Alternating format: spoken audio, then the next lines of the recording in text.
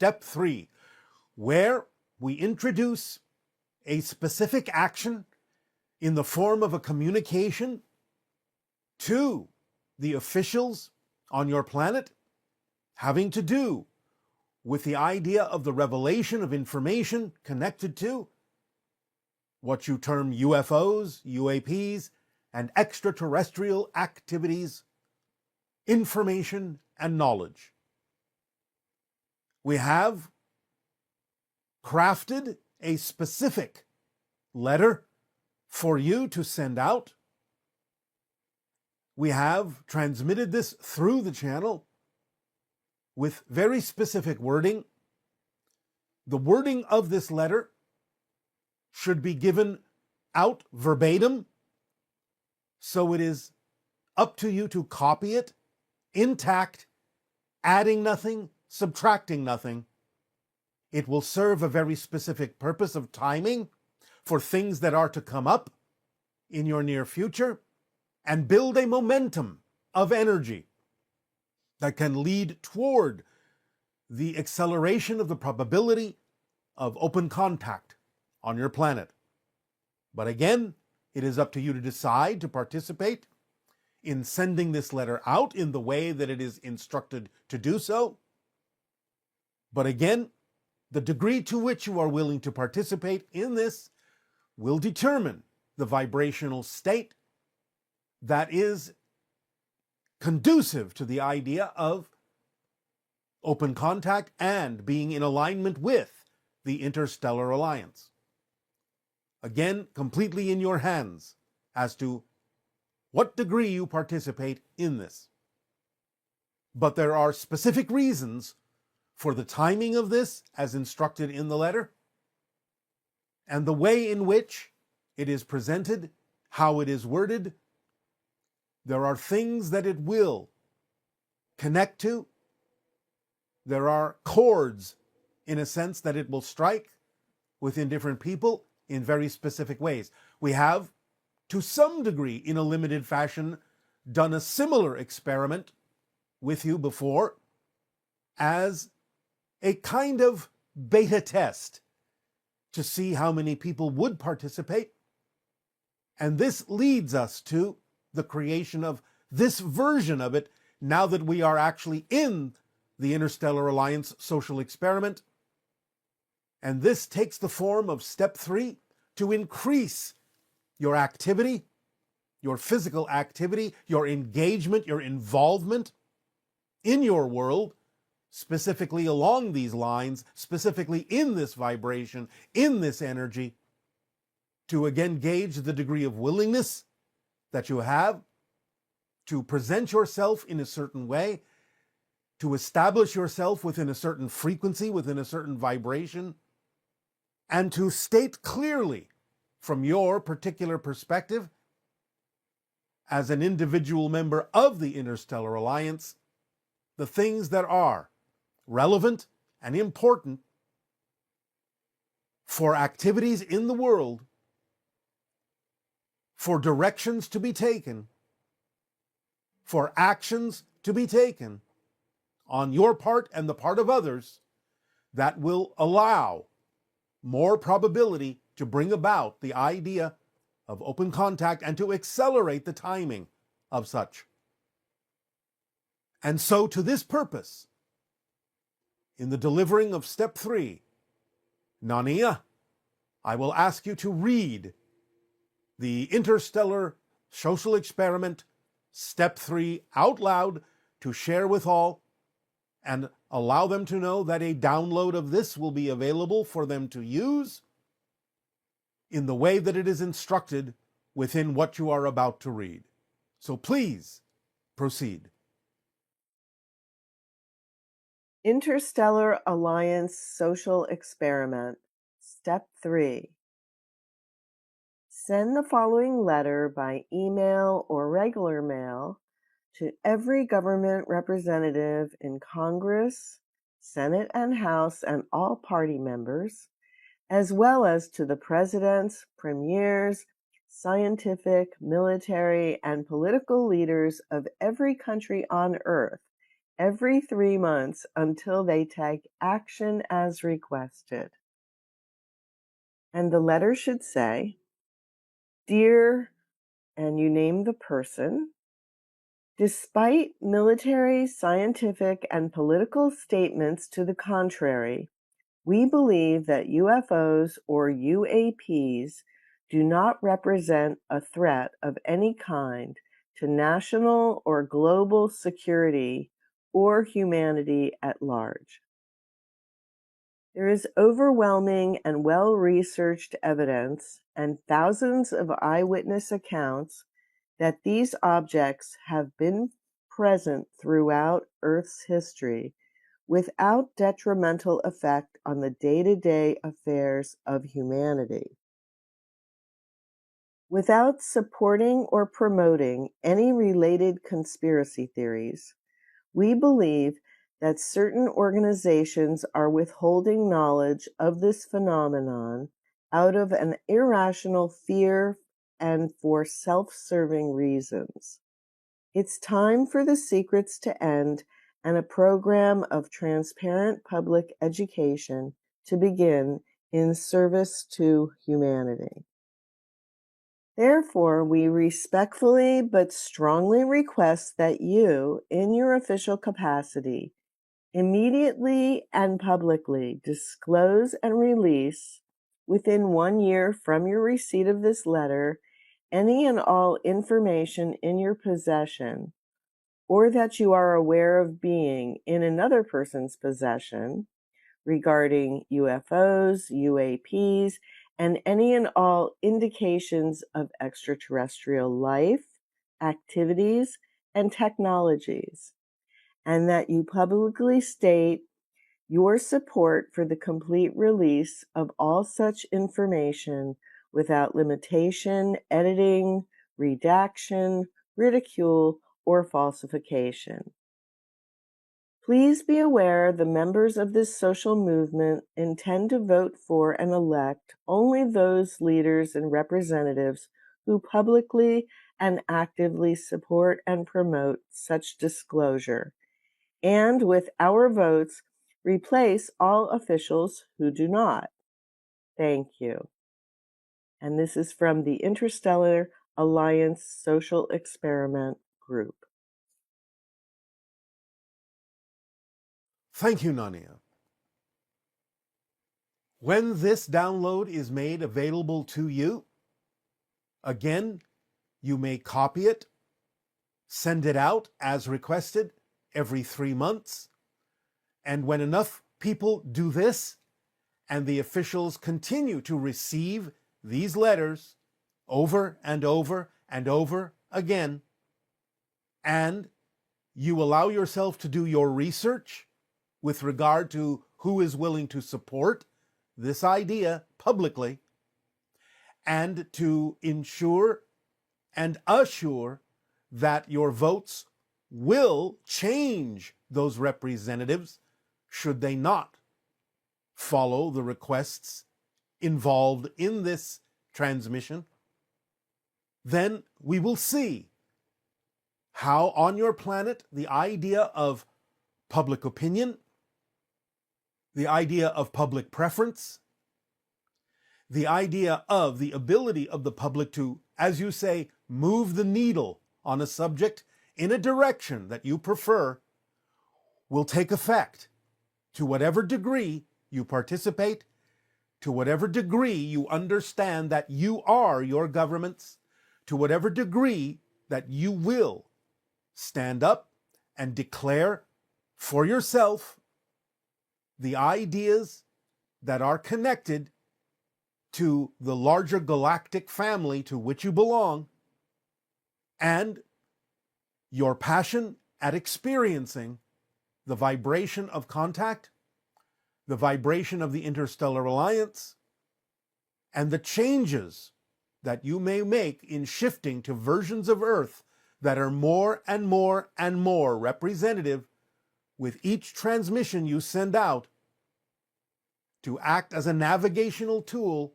to move you in the direction of the version of Earth that will be more and more and more representative of open contact, so that you may experience an acceleration toward that end.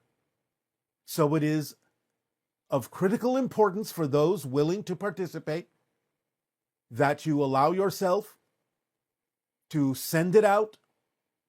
We understand again that some of these challenges may require action on your part. You may need to rearrange some schedules in order to send them out to all of the individuals that are suggested within the letter. But again, the degree to which you are willing to participate, the degree of fullness to which you participate will make a difference, and the degree to which a lot of those individuals will receive these transmissions will also let them know what the general population prefers and what the general population will support or not support in moving forward toward the end of open contact. So, every 3 months is sufficient, considering the volume of the letters that will be sent out again and again, the same letters over and over. You will eventually see an effect. And we will be watching, we will be gauging, we will be observing, again, as a barometer, to what degree the needle is moving toward open contact and away from fear and secrecy. So we thank you for your participation ahead of time. And in return for your willingness to participate in this social experiment and your willingness to take action on step 1, step 2, and step 3, for remember, you do not stop doing the original steps. You keep doing everything as best you can, and you add to it with every step that we deliver to you. So, in return for this, I ask you now, in what way may we continue to be of service to you? Please begin with your questions and your dialogue if you wish. Hello, Bashar. Good day to you. I remember you stating in a previous transmission that once a person makes a change, it is a complete change, and that change includes the person's past, present, and future, and also that you never were that person. My question is, why is it that ourselves and those who are close to us remember the past of the former version, especially if it is something that may not be preferred? Thank you for your time. Because it is still something you're creating in the present that is relevant. That's why.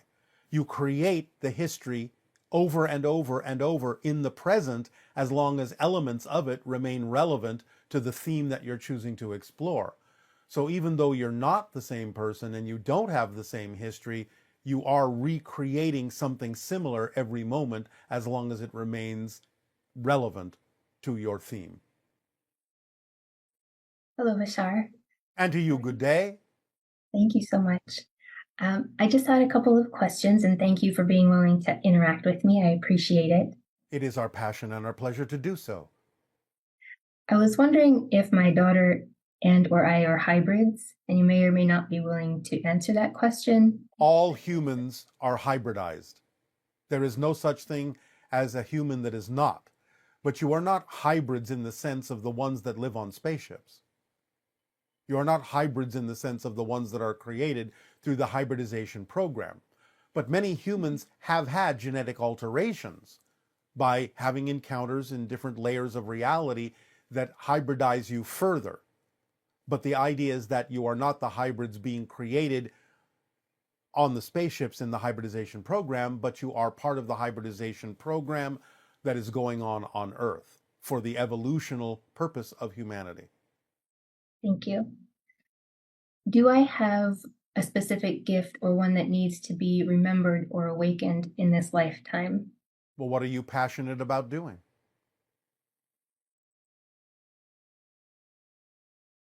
I don't know. This seems to be a very... All right. Remember that when we ask you what you're passionate about, it doesn't have to be a life-spanning career or a large-scale project. We assume right now that you are having this conversation with us because this was the most exciting choice you could make at this particular moment. Yes or no? Yes. Well, that's all you have to do.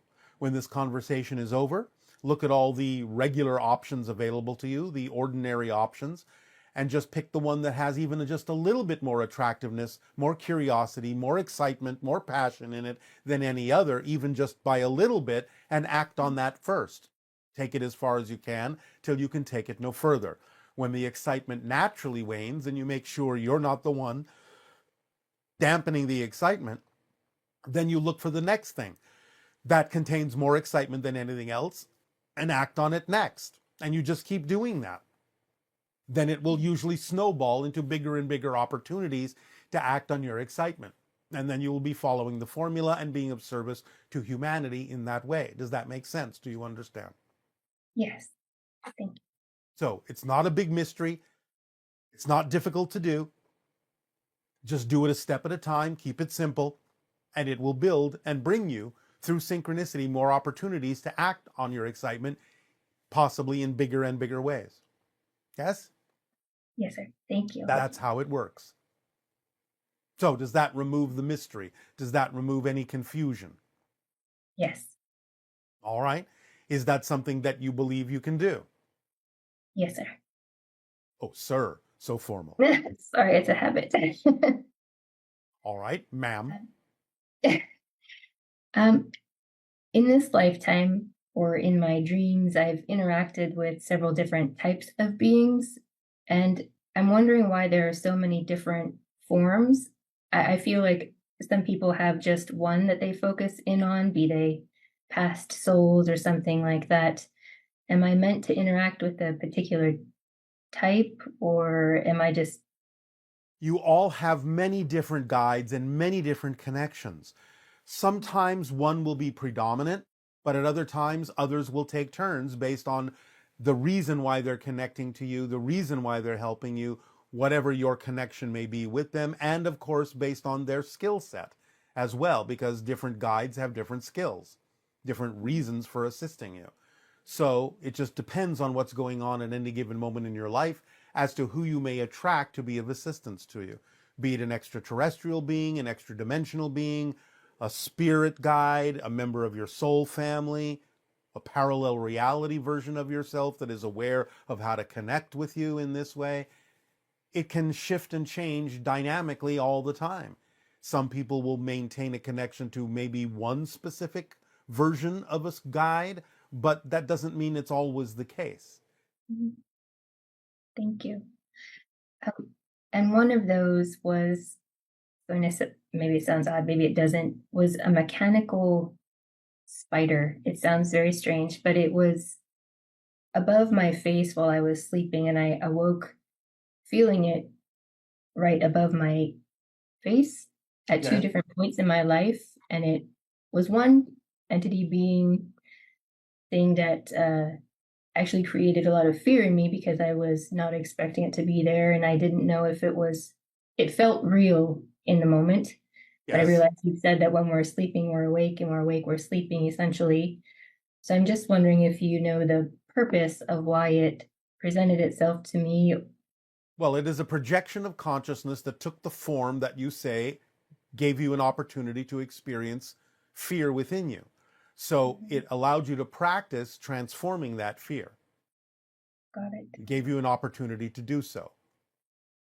Because I find that now I don't have fear when I come across any of the different entities when I'm sleeping or astral projecting or whatever it is. All right. Well, there you go. Curiosity. Yes. Well, it gave you an opportunity through a representation of what you would have a fear reaction for to exercise your ability to transform that fear and let it go. Okay. Well, that's simple enough. And those are all the questions that I had. All right. Well, we thank you for the co-creation of this interaction this day of your time. Our unconditional love to you. Aveo. Thank you. Aveo. Hi, Bashar. My name is Tamara, and my question is in regards to my mother who passed away in 2015. And ever since she died, I have periodically had really bad nightmares about her. I've never had an instance where she's come to me in a really kind of magical, mystical way with the white light and telling me that she's okay and all of that. All of the dreams have been very negative and very scary. She's told me several times in my dreams that she doesn't know where she is. She's scared, she's alone, and that's really upset me. And I don't know how to get her out of there, or if I even can from where I stand in the physical. So if you could tell me where she is, and if she's not in a good place, if I could help her get to somewhere that is good, because my mom was a really good person when she was on planet Earth in the physical. Thank you. She is in spirit and she is fine. What you are experiencing is a reflection of something going on within you about your own fears. She's bringing them out in you, but it's not about her. It's about you. We cannot go deeply into this if we cannot communicate more directly with this person at this time, because there are things we would need to explore in depth. But it's not about her, it's about you, and something she is attempting to get you to look at that is a fear within yourself, in your belief system. She is fine. Good day, Bashar. Good day. What would you like to discuss this day? Sure. So I guess I have a couple questions. Probably sound a little bit weird, but a couple months ago I had, I guess I was awake in bed. I looked over at my wife, on my wife's side, and the pillow turned into almost like a face. And it was very distinct. It was a man's face with a big beard. And at the time I didn't know who that was or anything. And I ended up looking it up, and it looked like it was the face of like an Anunnaki. Or when I looked at it further, it kind of showed that it was Enki, I believe. And it looked at me and it said, no, no, no. Now, it wasn't fearful or scared or anything. I was just kind of like in a bit of shock.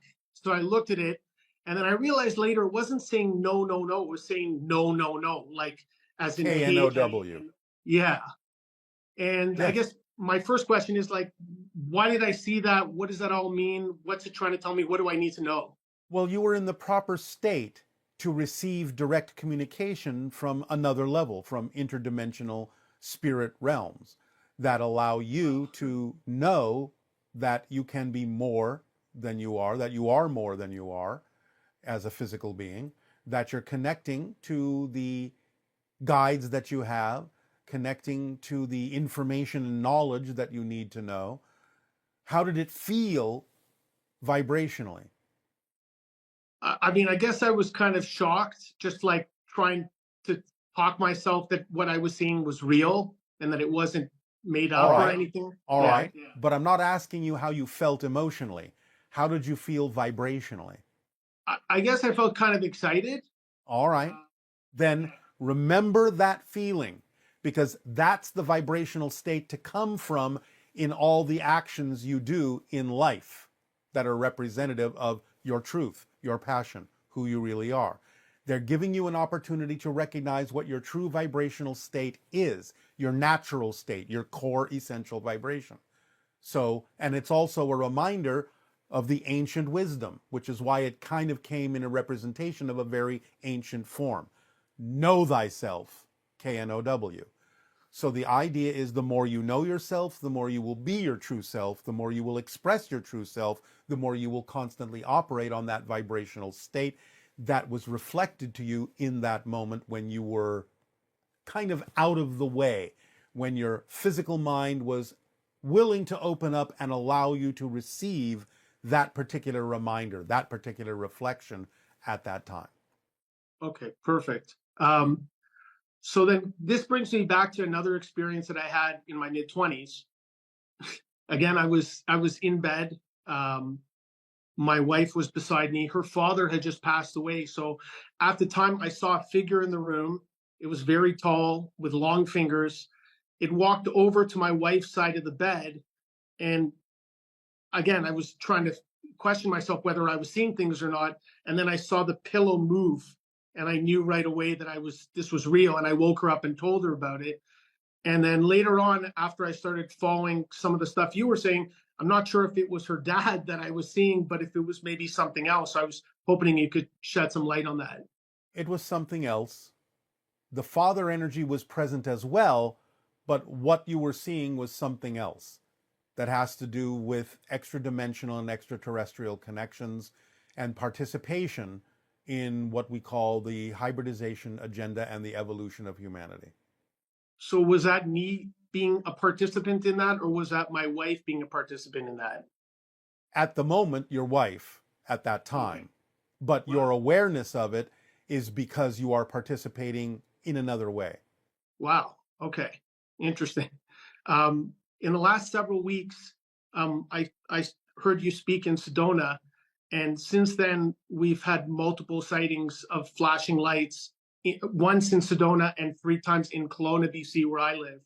And I'm just wondering, why am I seeing this so much lately, including my wife and my family are seeing it too now. We're all seeing it. Because you allowed yourself to wake up to the fact that there is a different reality around you that was heretofore invisible. Anytime that you're willing to expand your consciousness, your senses expand along with it to allow you to see what is around you all the time, but most people don't ordinarily see. So these aren't ships that I'm seeing, right? They're Yes, some of them are. Some of them can be entities unto themselves. There's a lot of traffic and a lot of activity around your planet. It's just that most people don't see it because they're not on the same wavelength. Okay. But once your senses expand, once your senses sharpen, then you can see things that you couldn't see before. That becomes what you call your new normal. And my senses can be sharpened further by practicing the formula, I assume. Well, yes, by acting on it, yes. Okay. If that is what you mean by practicing. Yes. May I ask one more question after this question? Go ahead. And thank you for your cleverness. Oh, okay. Well, I was just trying to be, I wasn't trying to be clever. I just wanted to make sure that, That was not an admonition. Okay. It was a compliment. Oh, thank you. So my last question was, again, I live in Kelowna, BC, on the Okanagan Lake, and here there's tales of the Ogopogo. And again, our family has felt like we've seen a few instances where we've seen it. Is the legend of the Ogopogo real? Is it harmful to us? It is not harmful to you. It is real, but again, you're dealing with interdimensional beings that can come and go, which is why it is seen so infrequently. So similar to the idea of Sasquatch and Yeti. Okay. Have I seen it lately? Like, is that real what I'm seeing then, like in the water? Sometimes. Sometimes it is a trick of the light. Sometimes it is an alteration of perception into a different reality and not in yours. So you have to be able to discern and tell the difference, what reality you're looking at. And sometimes it's in what you consider to be your typical reality. So it just depends. That's amazing. Thank you so much. I appreciate your time, Bashar. Our unconditional appreciation to you as well. Aveo. Aveo.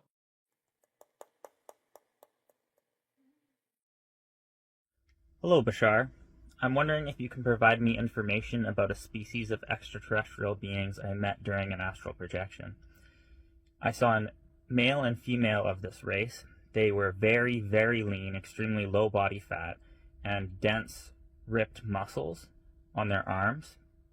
They had ridges along the side of their face, and they were wearing a black and yellow garment that looked sort of like leather, and it reminded me of the fusion jacket from Dragon Ball Z. It also had ridges along the arms. The fusion jacket is interesting because that makes me think, well, maybe these are hybrids, as they're alluding to fusion.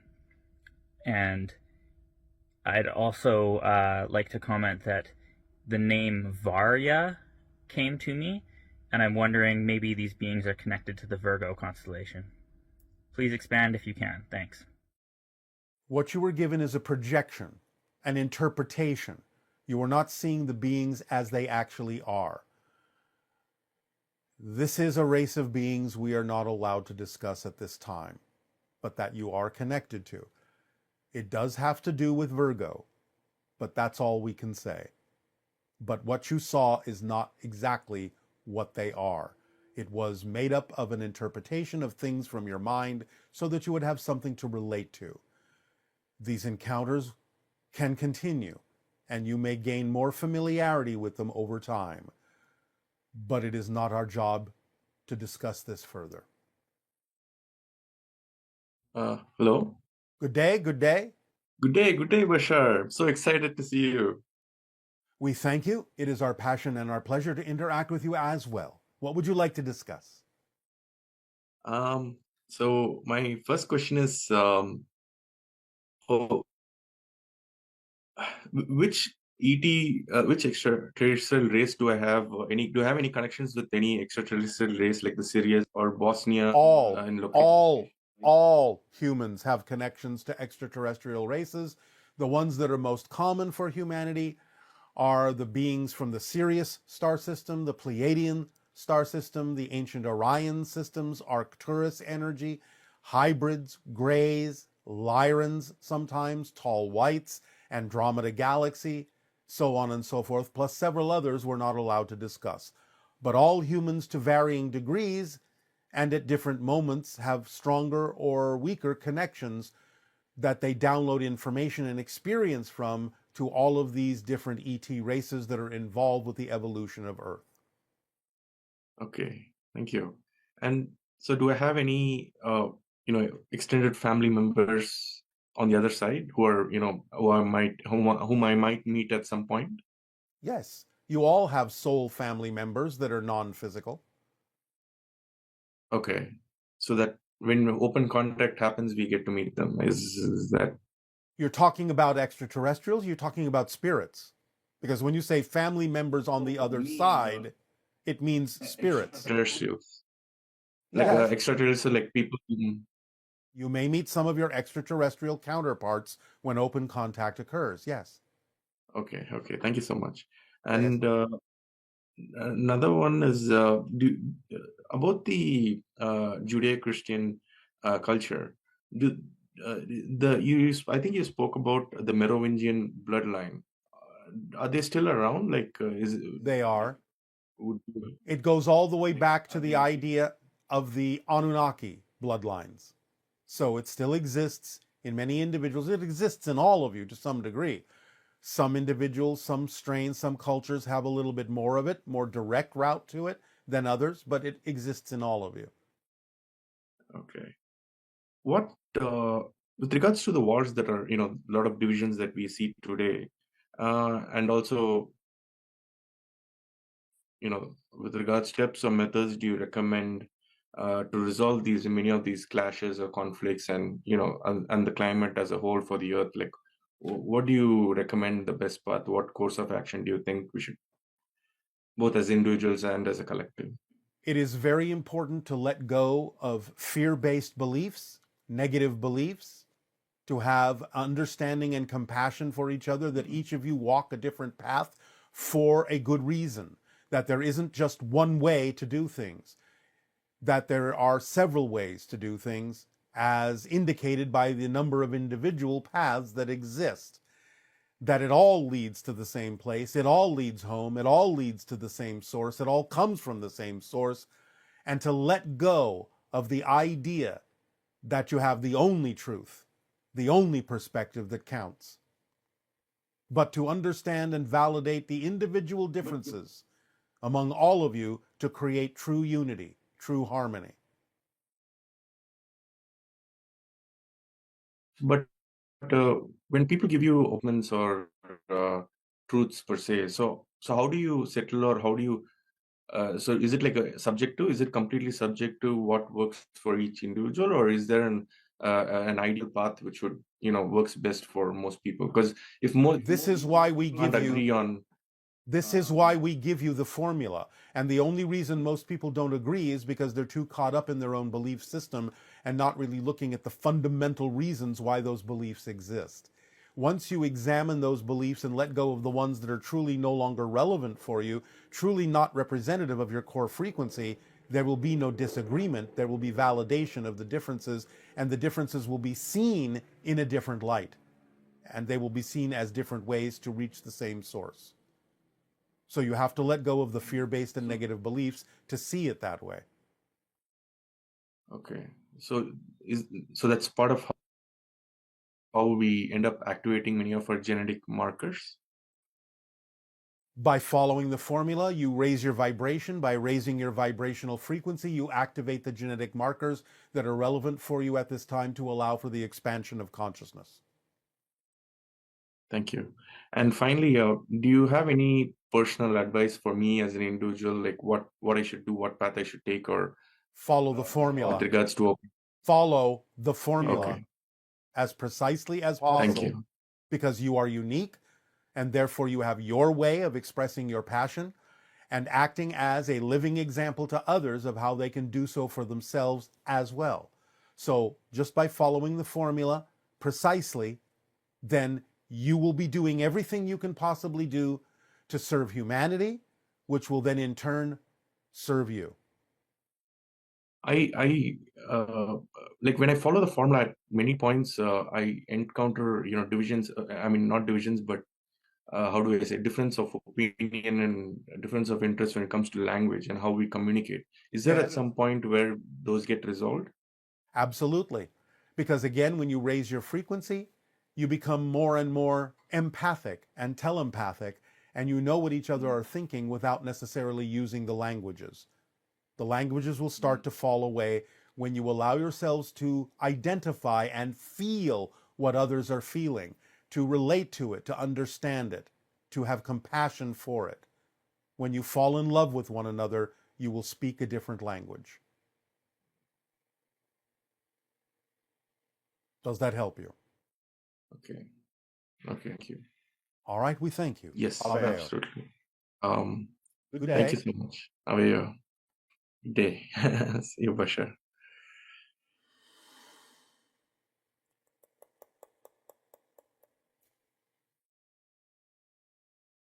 Hi, Bashar. I have a question about an experience that I had. It was kind of like a dream, but it felt real, where aliens came into my house and asked me where I had gotten a big black cube that was sitting on my dining room table. I didn't know what it was or where it came from, and I told them that, and they said that I had wished for it when I was younger. And they mentioned a song that I used to sing from my favorite Disney movie. And then they took me out the window with them. And I also felt this buzzing and vibration in the back of my head. I was just wondering if you could give me any information on that, or if you knew. I'm really curious as to what the black box was, because they said I wished for it, and I'm not really sure. I'm trying to figure out what it is. So thank you. It is the truth about your being and your connection to them and your participation in the hybridization agenda. It was put into the black box so that you would open at the time when it was important for you to remember. It was hidden away until such time as it is important for you to remember your participation in the hybridization agenda.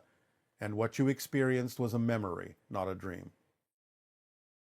The buzzing is the effect of transitioning to a different vibrational reality. That's how your body interprets the change in frequency from one reality to another. It's not uncommon for people to experience that in having encounters that shift you to a different reality. It is often accompanied by a vibrational sound. Hello, Bashar. Good day, good day. Bashar, I feel like the language as we use it here has no adequate words to express how grateful I am for this opportunity of this exchange. And I would just like to say, with the words that I do have, thank you so much to you, to Darryl, and all the people behind the scenes who make this production and make this interaction possible. It is our passion and our pleasure to do so, and it is our deep appreciation for the co-creation of this interaction to you. Thank you. So I knew that I have just very little time with you today, and I was wondering, if synchronicity will show me what kind of questions I should ask. And then yesterday, I saw a huge Dalmatian dog in front of my house, which is quite rare because it's not a dog race that is common here where I live. And I thought, okay, now I got the clue. And the reason why I won this raffle was a dream. I dreamt about the baby that was dressed in a blue overall. It looked to me like a few months old, but it said something that was so funny that my husband and I laughed really, this heartfelt laugh that you don't get often. And I asked it, how come you're so eloquent and so small? And he said something that I can't remember. And then I said, how old are you? And he said, 13 years. And I thought, how come he's so small? This can't be. When I woke up, I thought, wait a minute, this speech pattern that the baby had, this is Bashar, or his people talk like that. I remembered a study that was done with Darryl where they studied the content of the information that he was giving when he's channeling you. And I thought, okay, that has to do something with Bashar, with this whole dream. And I thought, okay, what happened 13 years ago? I have no idea. And then I looked back at my dreams and I realized that 14 months ago, I had another dream where I was in a blue tube, again, this same blue, this eclectic blue, and I was talking with an ET. And this tube was like a frequency protector. So I was safe from the frequency that the ET was emitting, and we were so able to have a conversation. But I was still in this blue-black tube. And we were talking about Croatia or Dalmatia, hence the dog, yes. who I thought is the sign that I should be talking about that.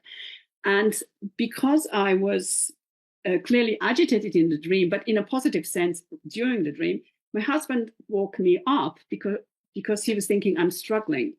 And then I lost the conversation and I was thinking, oh no, the ETs will think I'm so rude. I just disappeared without saying goodbye or something. And I have no idea what was spoken about, but I know it was about Dalmatia.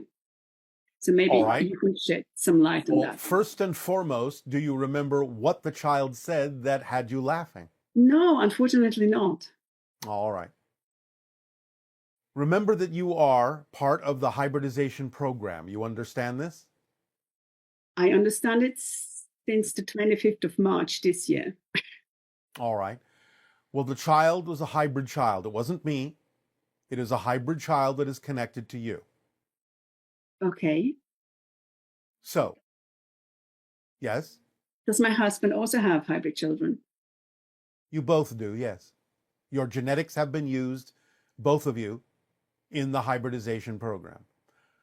The idea is that the child is awakening within you more understanding, more expansion of consciousness, because again, the age of 13 is the symbol of transformation, the symbol of change, the symbol of letting go of the old ways and beginning the new ways, the symbol of a new cycle.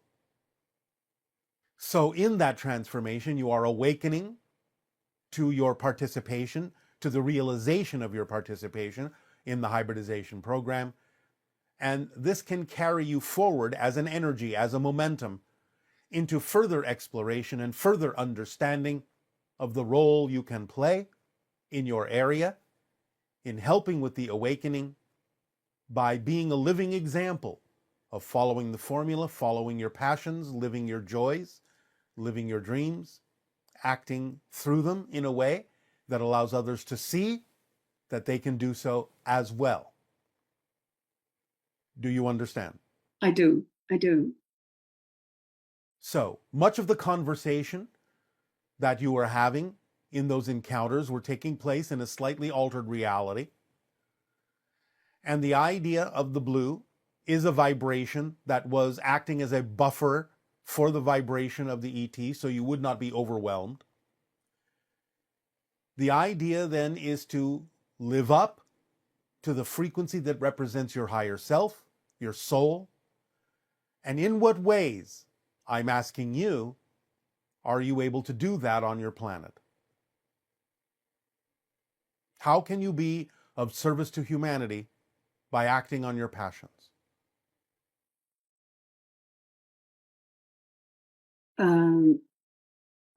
I think by what comes to mind, the first thing that comes to mind is that I used to be working as a counselor, Yes.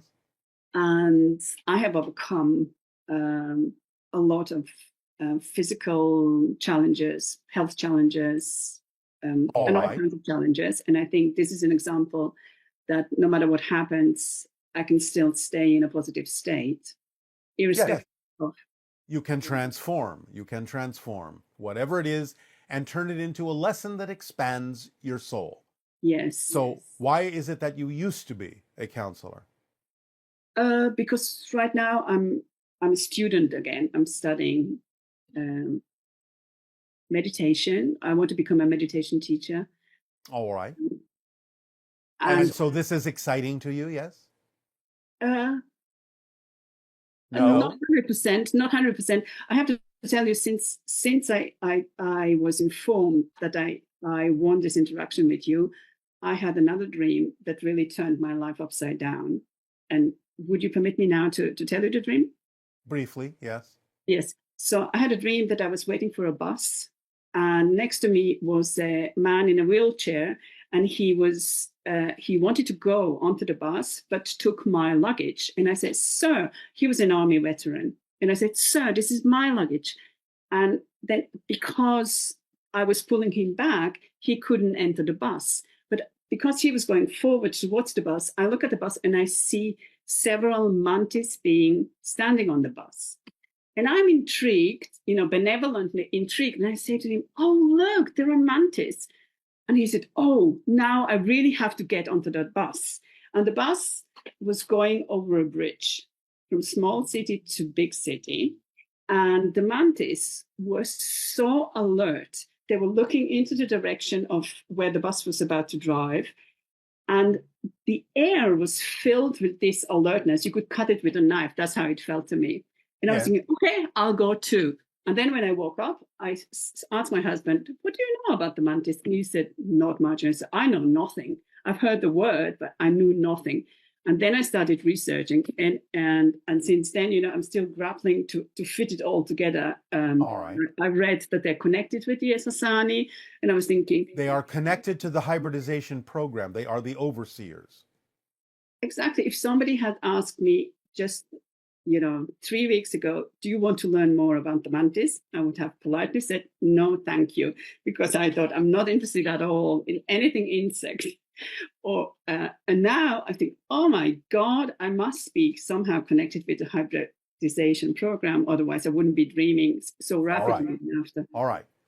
The symbology is mixed up with an actual presentation on a slightly different level of reality of getting on a ship with the mantises, and the idea of the veteran who is in a wheelchair grabbing your bags is an indication that it is important to let go of old baggage that holds you back in order for you to move forward and join on that ship with the mantises to go from a smaller reality to a larger reality, which is what the bridge represents, going from a smaller city to a larger city. So it's about really letting go of the old baggage, because that baggage holds you back, and allowing yourself to be free enough to move forward, to get on the bus, so to speak, to go in that direction, and to expand your consciousness. Does that help you? Yeah, that does help me. How is the number 55 and 11 connected to the mantis? I had another dream that 55 is mantis and 11 is Sasani. What does this mean? 5 is the number of humanity. The idea is that you create synchronistic numbers for yourself to let yourself know, as like road signs, when you are in the correct vibration to move forward, to come from, to act from in your life. So all the numbers are basically representative of connecting to the one, but expressing it through your human self in a way that is more representative of your higher mind, of your soul, the one.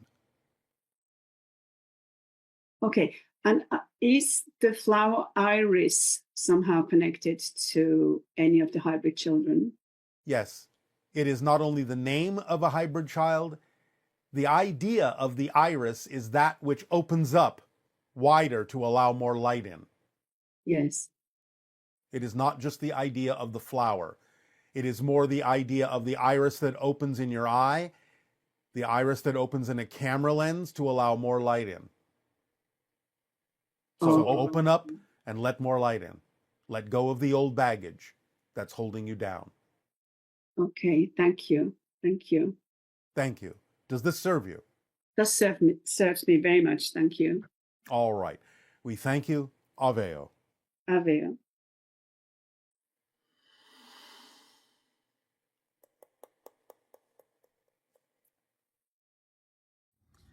Hey Bashar, this is your friend Teresa. Back in 1995, someone asked you about a race that he was calling the unseen ethereals because of their very pleasant ethereal aspect, as opposed to the fearful experience he was having with the Greys. You told him that that was a race you would call the founders, and that he was experiencing only one part of their nature, only the ethereal part of their nature, and that there was much more to them. And I'm wondering if you could talk more about the founders now. Have things changed enough since 1995 that you can give us more information on the founders? Thanks, Bashar. No. However, there may be more about that group that will be presented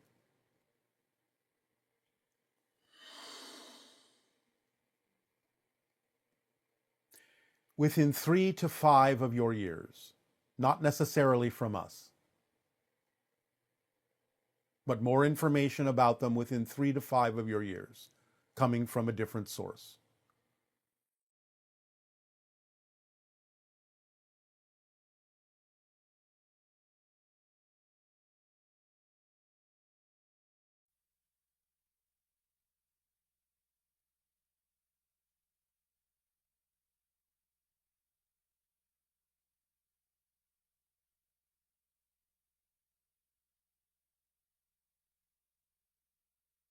Hello, Tadeo. Nania. We have so many great questions from our viewers. All right. Okay, and the first one has to do with the handout. What happens if we do a misstep on one of these steps? Like if we look into a conspiracy theory or get into some religious spiritual argument with someone.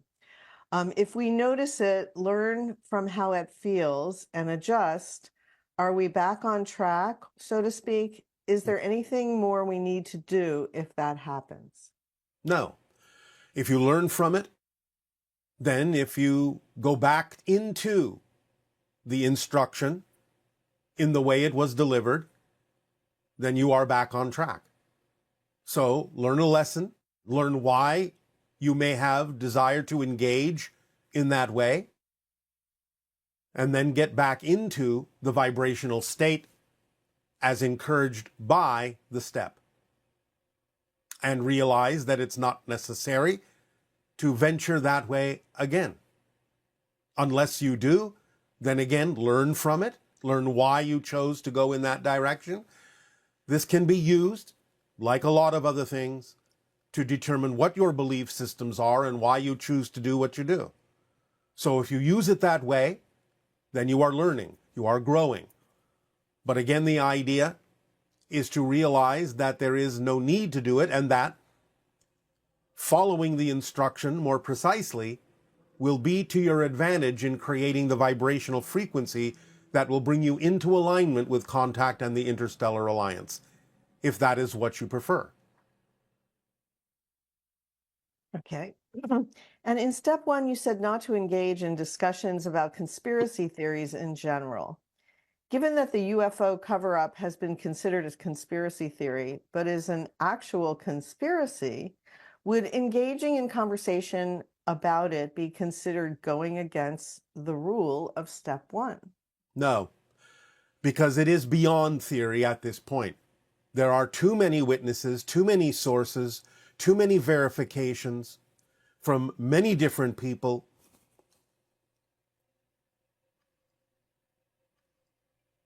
And therefore, it is out of the category of theory. So you can research, you can discuss. It has been suppressed and covered up. At this point, it is relatively obvious that there is enough research, enough validation from so many different sources of different types that you can consider it to be something that is real.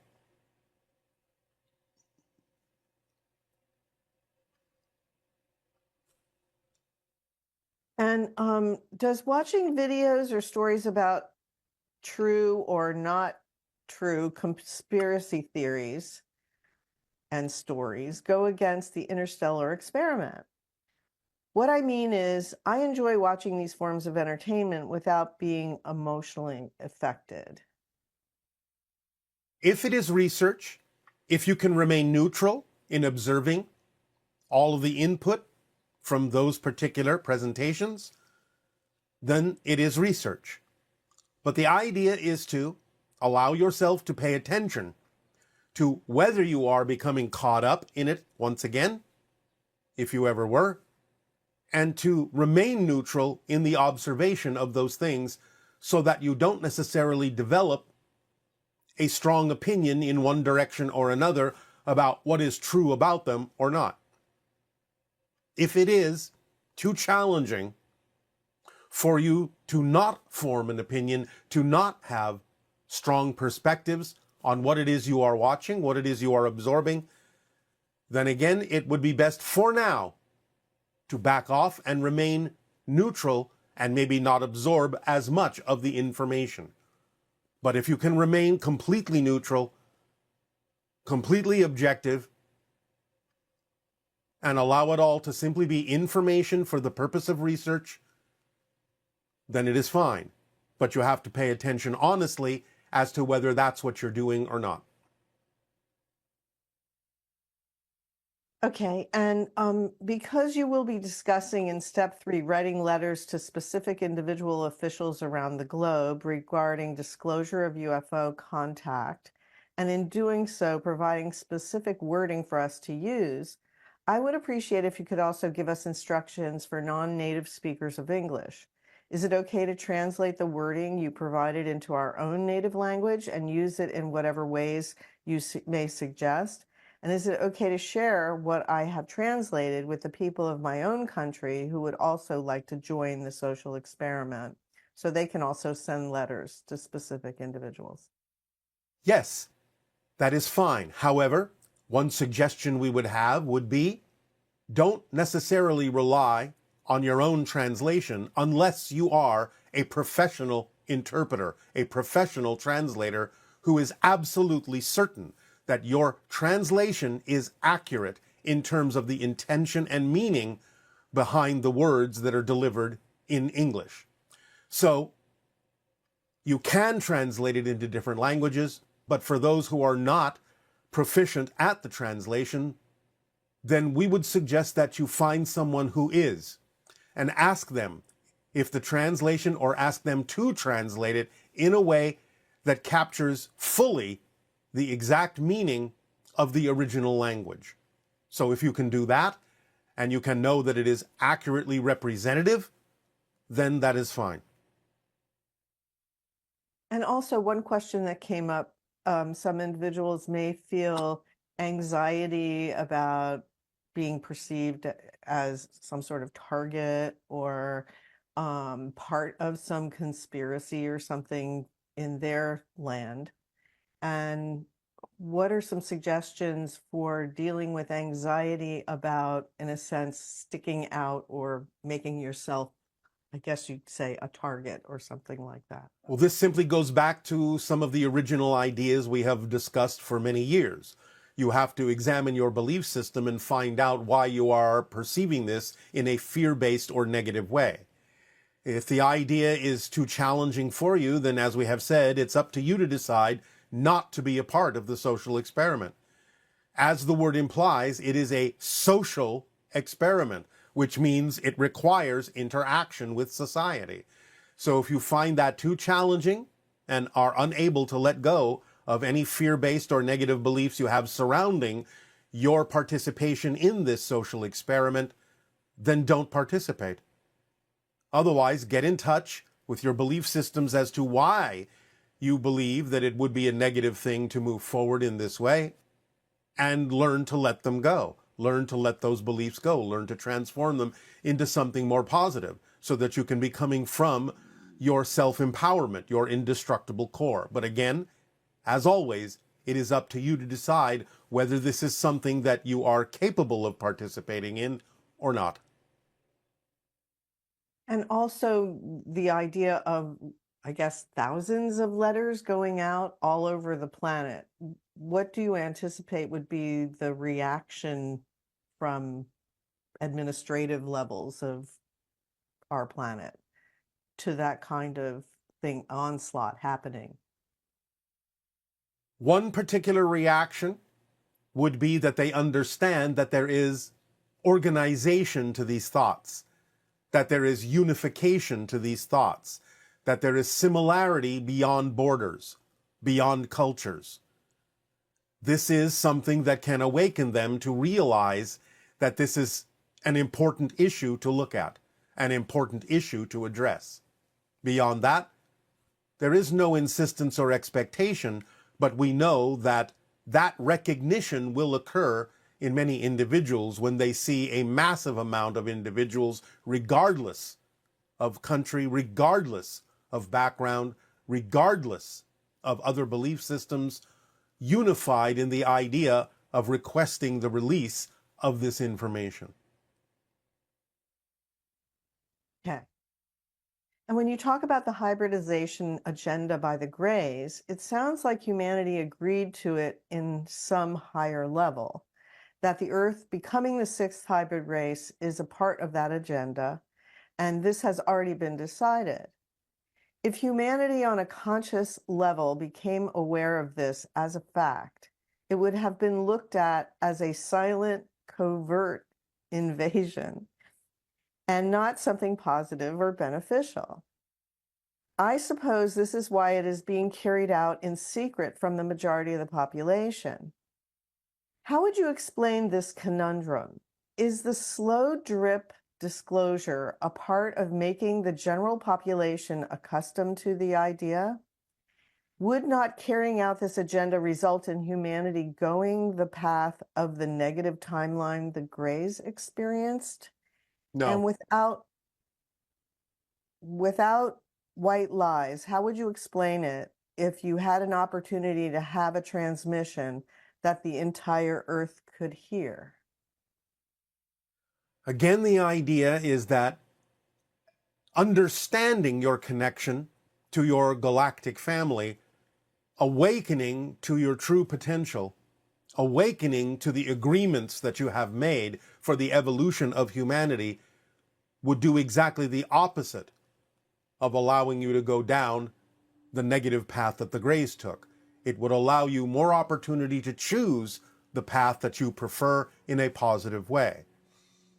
The idea of secrecy is, as you say, euphemistically, a kind of drip system that allows humanity to get used to the idea, but it is also what gives humanity the time to awaken and remember that they made this agreement, so that it doesn't feel forced, so that it doesn't feel like an invasion, as you say, so that you can take responsibility for the part you are playing in having made an agreement from a higher level to aid and assist in the evolution of humanity in this format, in this way. And it is the acceptance of this responsibility and the awakening to the memory of the choice that you made as a collective that would allow you to be able to choose a more positive path and not go down the path that the Greys took in their reality. And so the idea of this being a timeline for humanity, it's just one timeline. So, of course, there will be those individuals who would not want to participate in this direction for humanity. Yes, and they will have their own reality. They will move on and proceed as if this didn't happen. There are many versions of Earth and many different scenarios that you can navigate to that will fit what you prefer based on the belief system you hold to be true. So someone who's highly focused on the Earth and ecological issues and wanting the planet to become more and more beautiful and not with conflict, a peaceful, wonderful place, heaven on earth, so to speak. They can have that experience without becoming part of the hybridization timeline. Is that Yes, correct? yes, of course.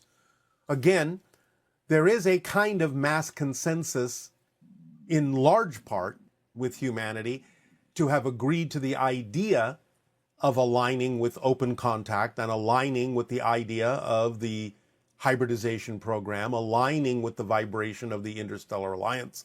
Obviously, what we are suggesting in these steps are the steps that are necessary to align with that particular Earth reality for those who have chosen it. But yes, of course, there is always the availability of other versions of parallel realities, parallel versions of Earth that don't necessarily include what it is that we are suggesting in these steps. And that is why we tell you it's up to you to decide to participate or not, so that you can feel it out for yourselves as to what kind of reality you have chosen to prefer, you have chosen to be a part of, what group you have chosen to navigate to different Earths with. However, the vast majority of individuals who are exploring the idea of the expansion of consciousness on your planet at this time, again, not that all of them have to have chosen this, but the vast majority, as we perceive it, of those who are exploring the expansion of consciousness have agreed to participate in this particular form of humanity's evolution. And those are the ones we are speaking to. And only those. Okay.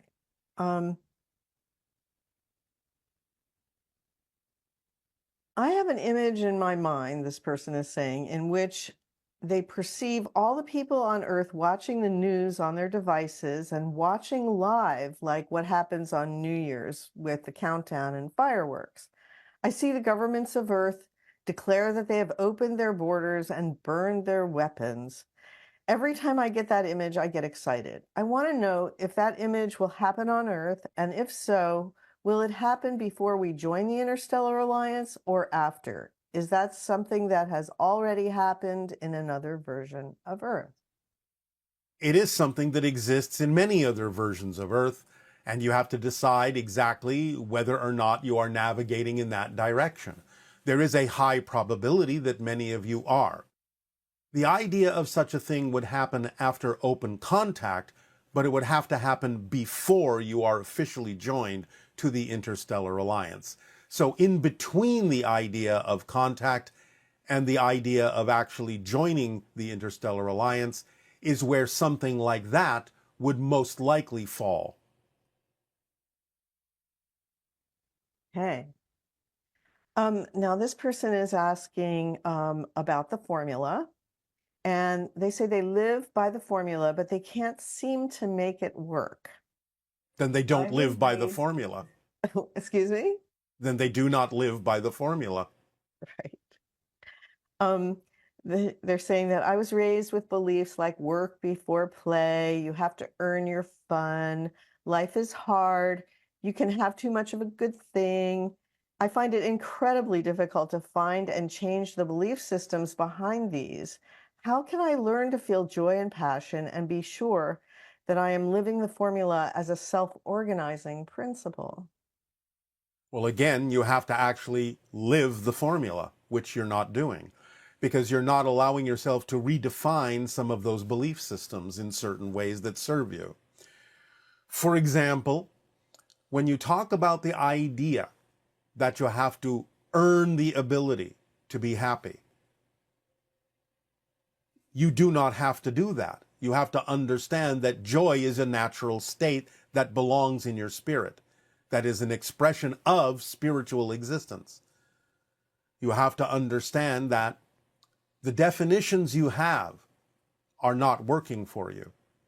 You have to understand there are other definitions that would work for you and be more in alignment with the idea of what the formula is telling you, of what the formula is saying and how it works.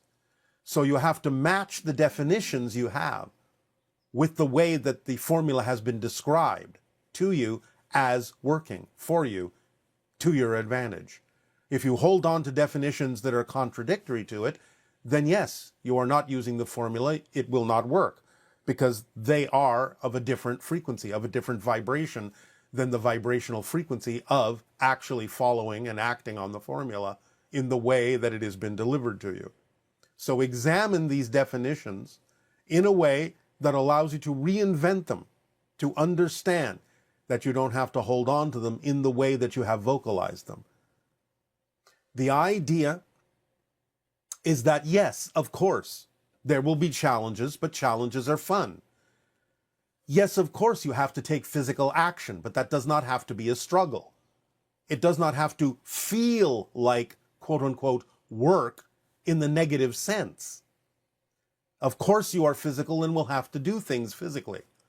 But when you are going with the flow, when you are being your true self, then all the definitions that you are now saying that don't work for you can be rearranged and reinvented to understand how they can work for you, such as what I just delivered to you, what I just suggested. That work does not have to feel like a struggle, does not have to feel like an effort.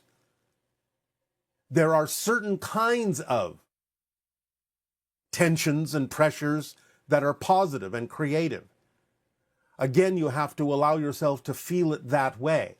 Because when you are being creative, when you are being yourself, again, of course, you will have challenges because challenges help you grow, help your soul grow, help your spirit grow. So the idea is that there will be a kind of pressure, a creative pressure there. But the pressure that you experience in a positive sense is not the same kind of pressure that you experience in a negative sense. The pressure you experience in a positive sense is a kind of energy momentum that encourages and urges you to move forward, to take action, to be yourself, to be centered, to be true to who you are.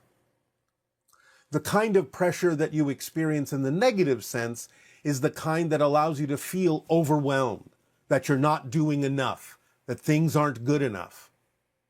The idea that you can have too much of a good thing is what sets up the negative pressure.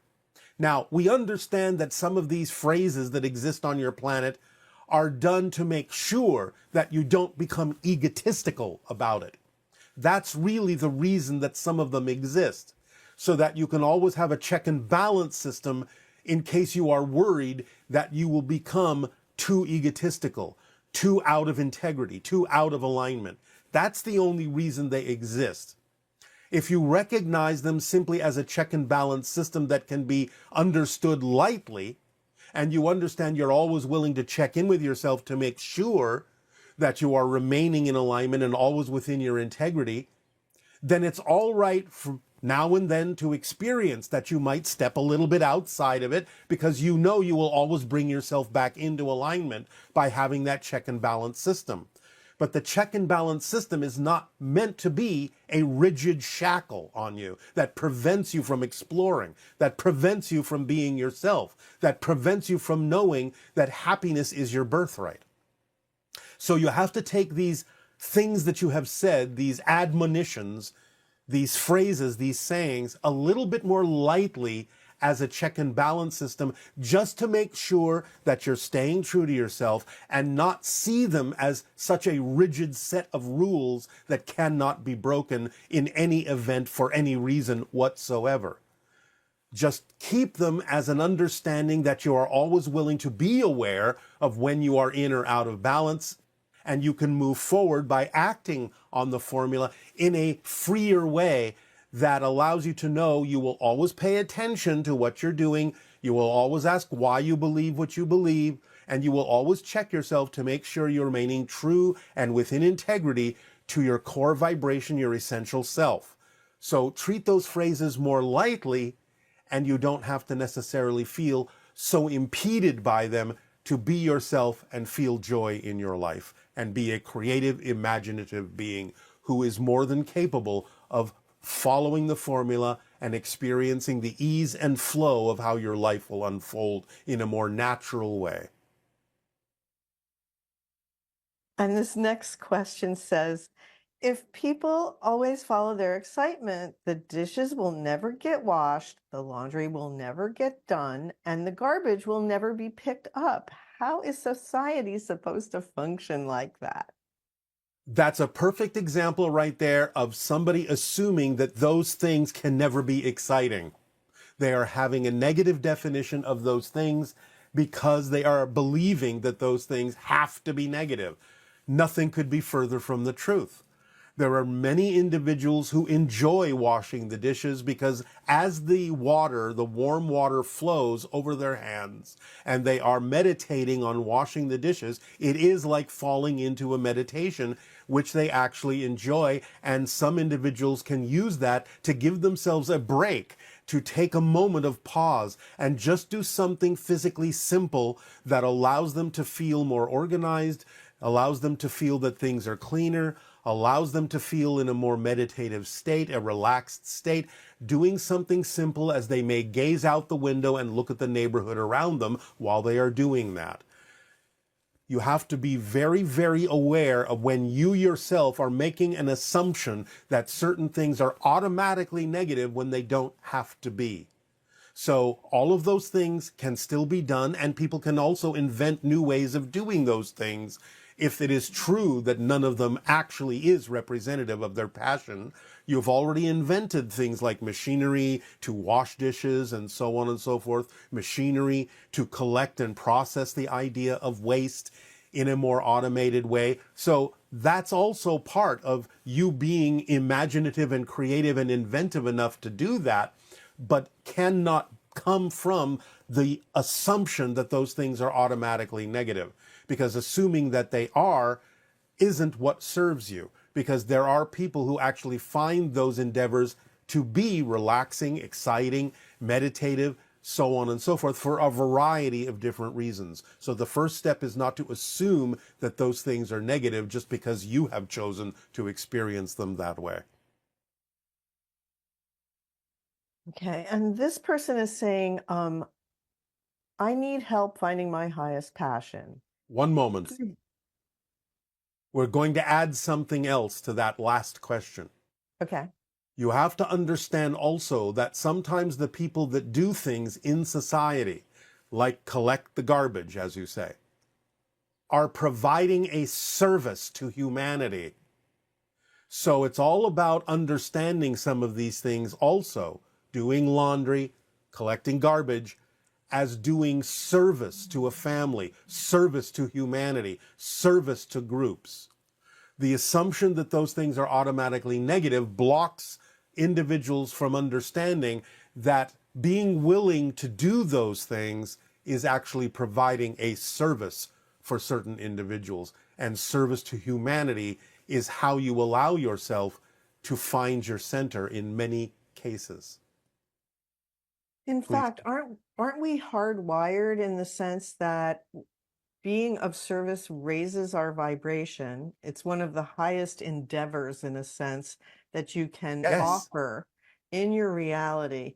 And, you know, you see this quite often in the early in teachings of many Yes. different perspectives that Yes.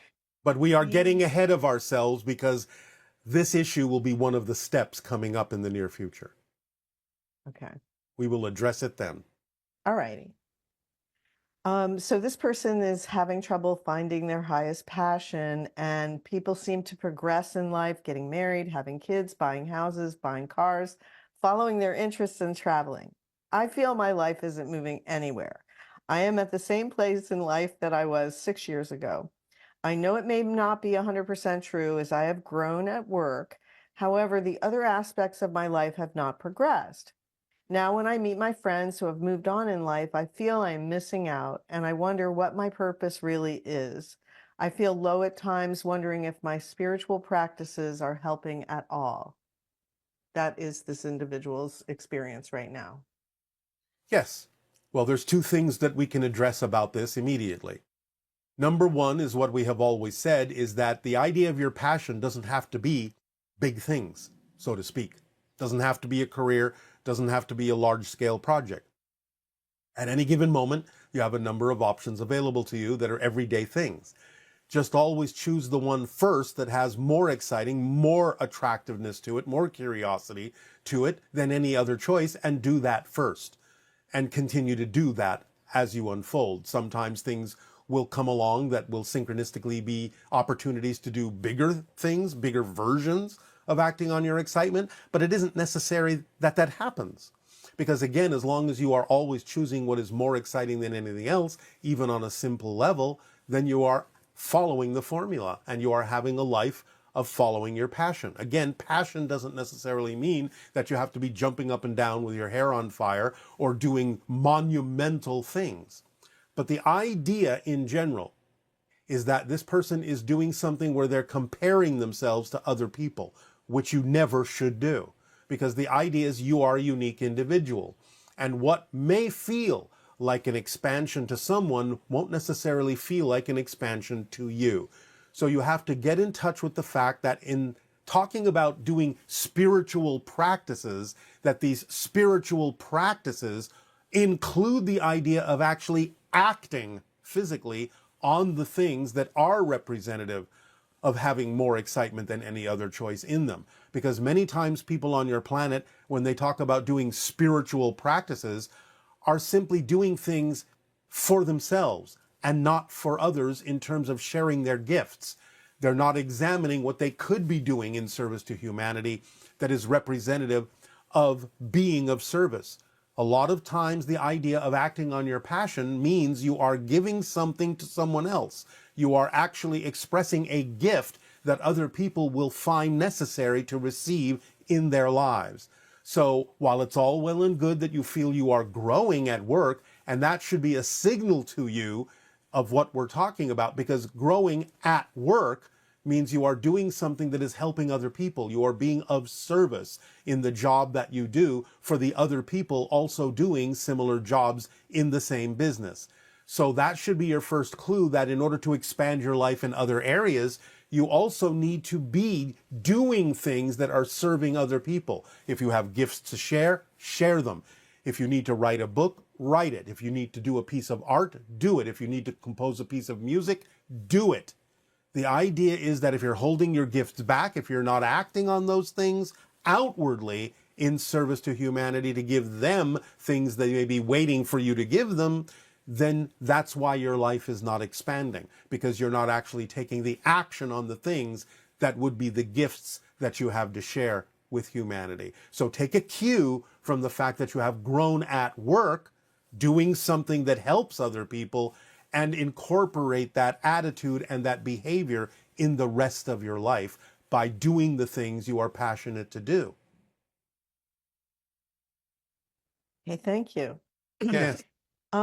This person is asking, if I experience a situation that I don't like and I don't have the time or opportunity to immediately explore the beliefs that led to this situation, what would you recommend as a permission slip or a tool to learn a routine to switch realities faster?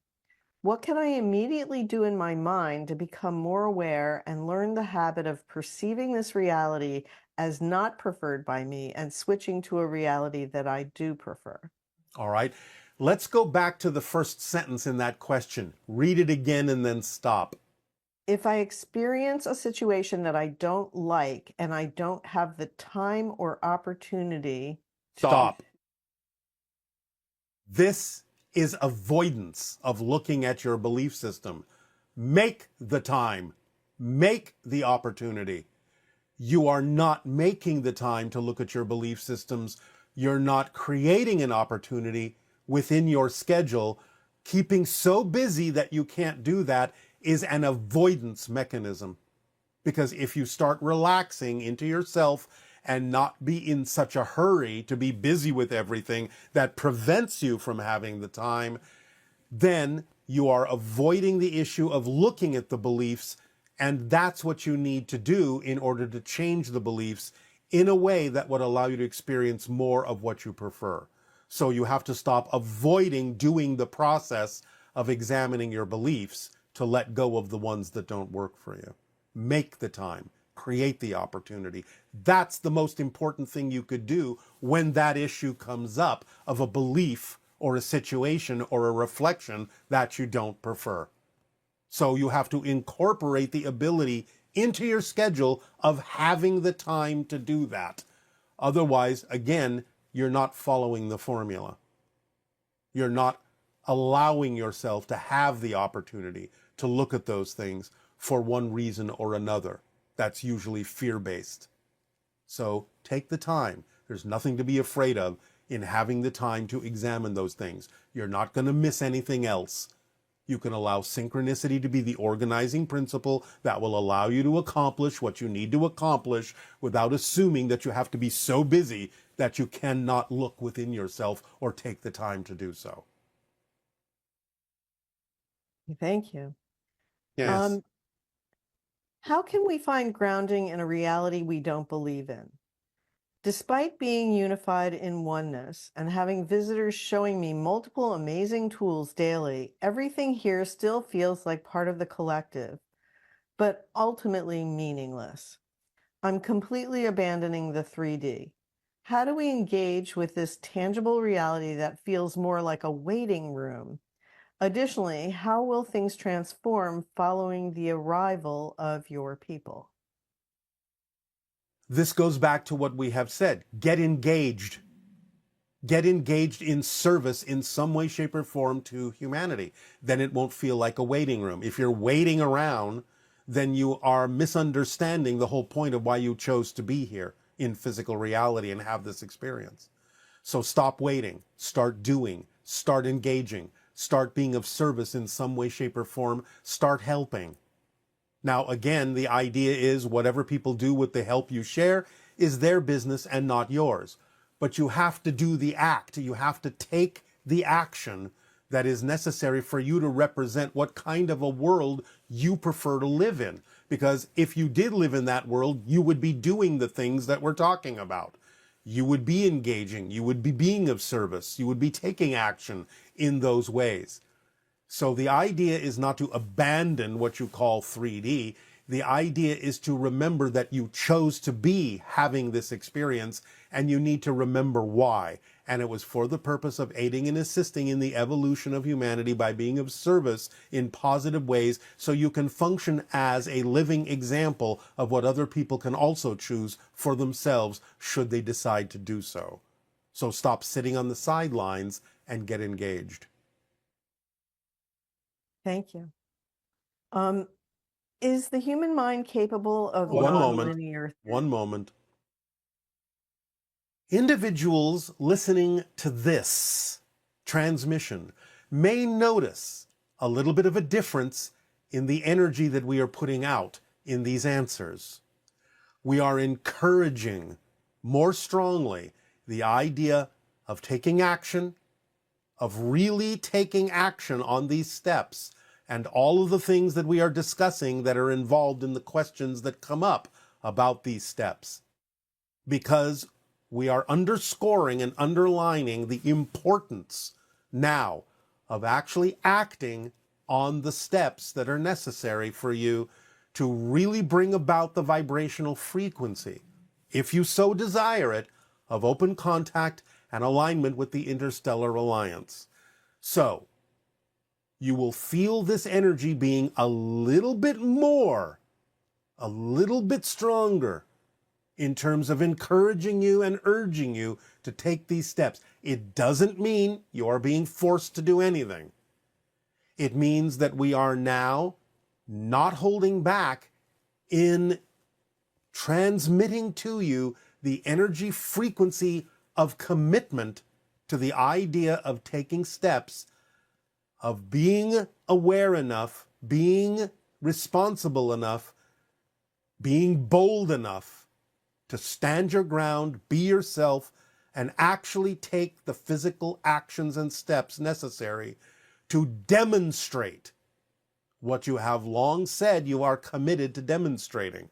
It's not about sitting on the sidelines anymore. If you're really going to follow along in these steps and take the actions necessary for open contact, what we're doing by changing our frequency here is we are making this more physically real for you and underscoring how real the physical actions need to be, how necessary they are for you to really align with this vibration and let go of all the things that are not of the frequency of open contact and alignment with the interstellar alliance. So take no offense at what you may perceive as a more intensified delivery of this information. It's still up to you and still in your hands. You are free to choose with your free will whether to participate and to what degree to participate in these steps. But that doesn't mean we're going to hold back in underscoring how important it is to really stand your ground and actually take the physical actions necessary to demonstrate the commitment to understanding how the formula works. Because now it's time to walk your talk. So, please go on to the next question. Yes. Is the human mind capable of nonlinear thinking? Yes. But it has to be in balance with linear thinking as long as you are deciding to have a physical experience.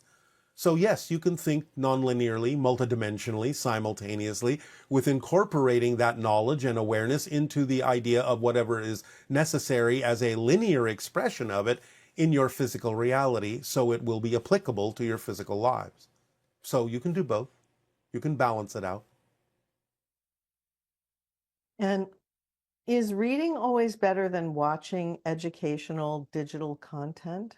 No, it's up to you as to how to absorb information. But it depends upon how you do that, how you absorb that. For some people, reading may be easier for them to absorb the information. For others, it may be more the digital content. It still all comes back down to what we have said about the idea of story structure being built into your psyche. So if the digital content and the books that you're reading are all structured in a way to deliver the information according to the harmonic points of story structure, then you will absorb the information. So it's not so much about the medium, it's about the way the information is delivered that makes the difference in how you retain it, how you absorb it, and how you apply it from that point forward. Okay. And this person wants to know, how can I maintain a steady flow of income without repeatedly finding myself struggling to pay rent after indulging in purchases that excite me?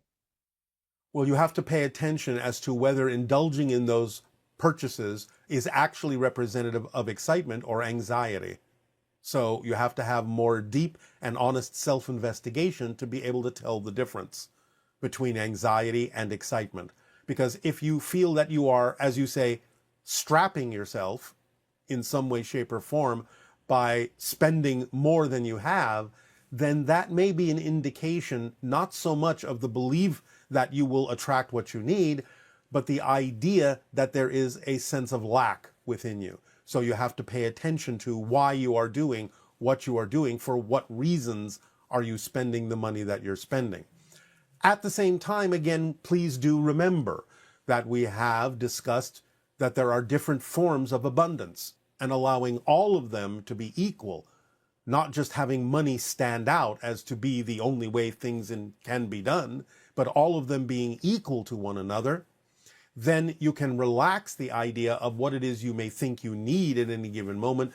That will then allow that to synchronistically come into your life in whatever form the abundance needs to be there to allow you to continue to act on your passion. But again, fundamentally, you have to really examine whether you are purchasing the things you are purchasing because they are truly representative of your excitement, that you truly need them in your life, or whether you are just making an assumption based on anxiety and disguising it as excitement so you don't have to pay attention to the real reason you may be purchasing those things.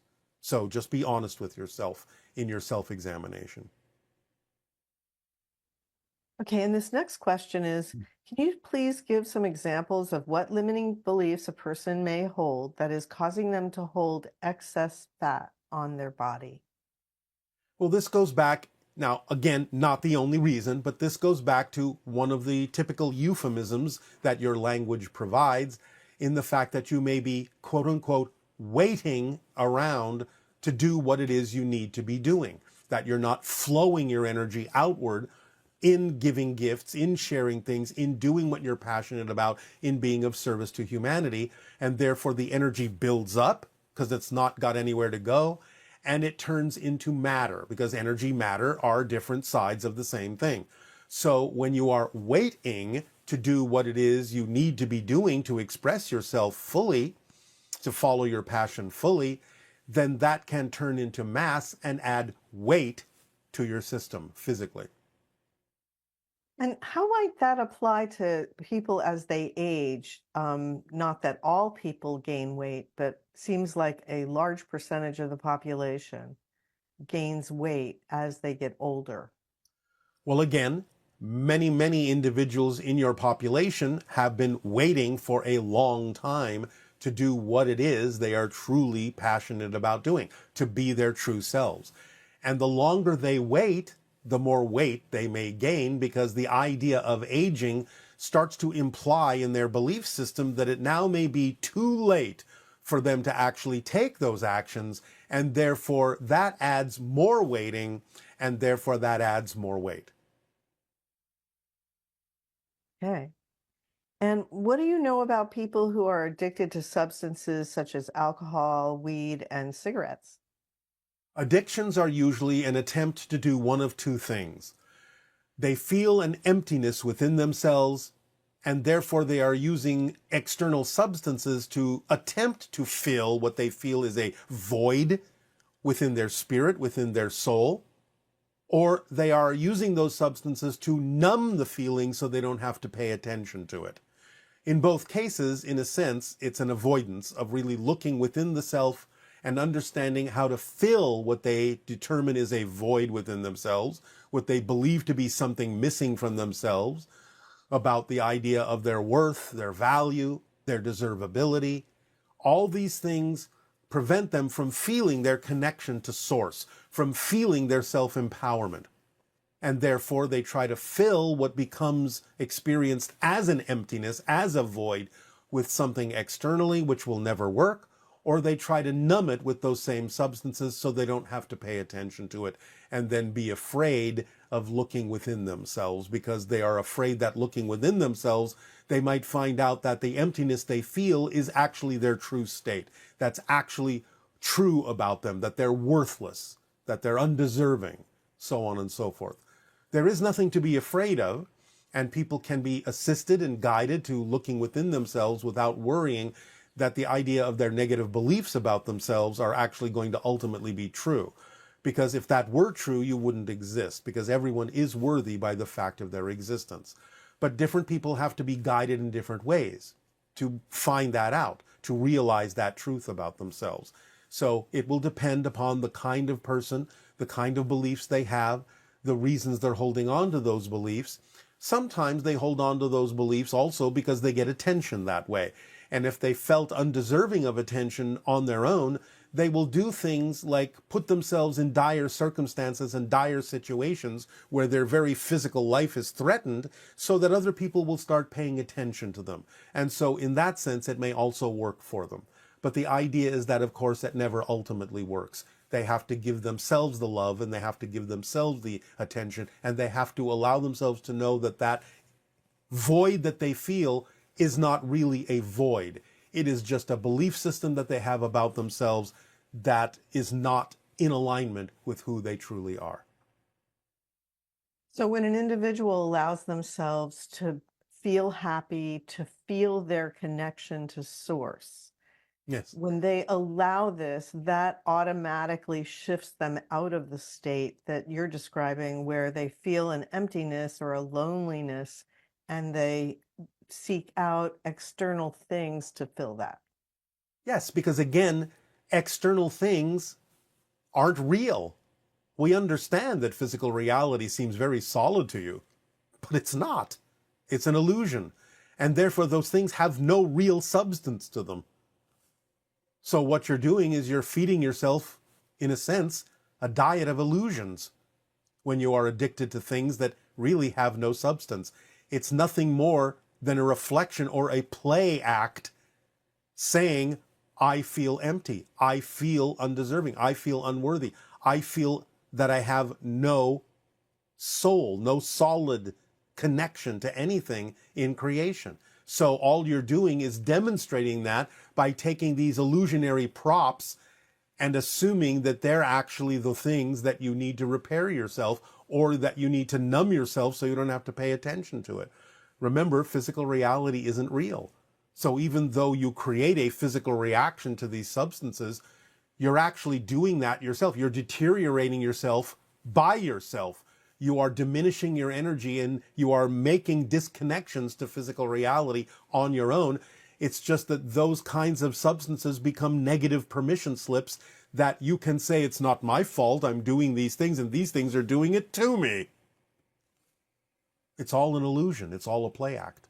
So But it's instead, based just- on the idea of a negative sense of self instead of a positive one. So the idea is that that is creating a permission slip to allow you to bypass the negative beliefs that are keeping you from feeling the connection that you Yes. naturally have to source. And that's when a permission slip becomes a negative Yes. thing, when you rely on that to put you in that state, instead of realizing that you have the ability to choose that state and not Yes. buy into the negative beliefs that are diminishing your energy and keeping you feeling Yes. isolated. Yes, because the fundamental vibrational frequency of addiction is that a person feels like they have no choice. And that's a choice they're making. But they don't know that because it doesn't feel that way.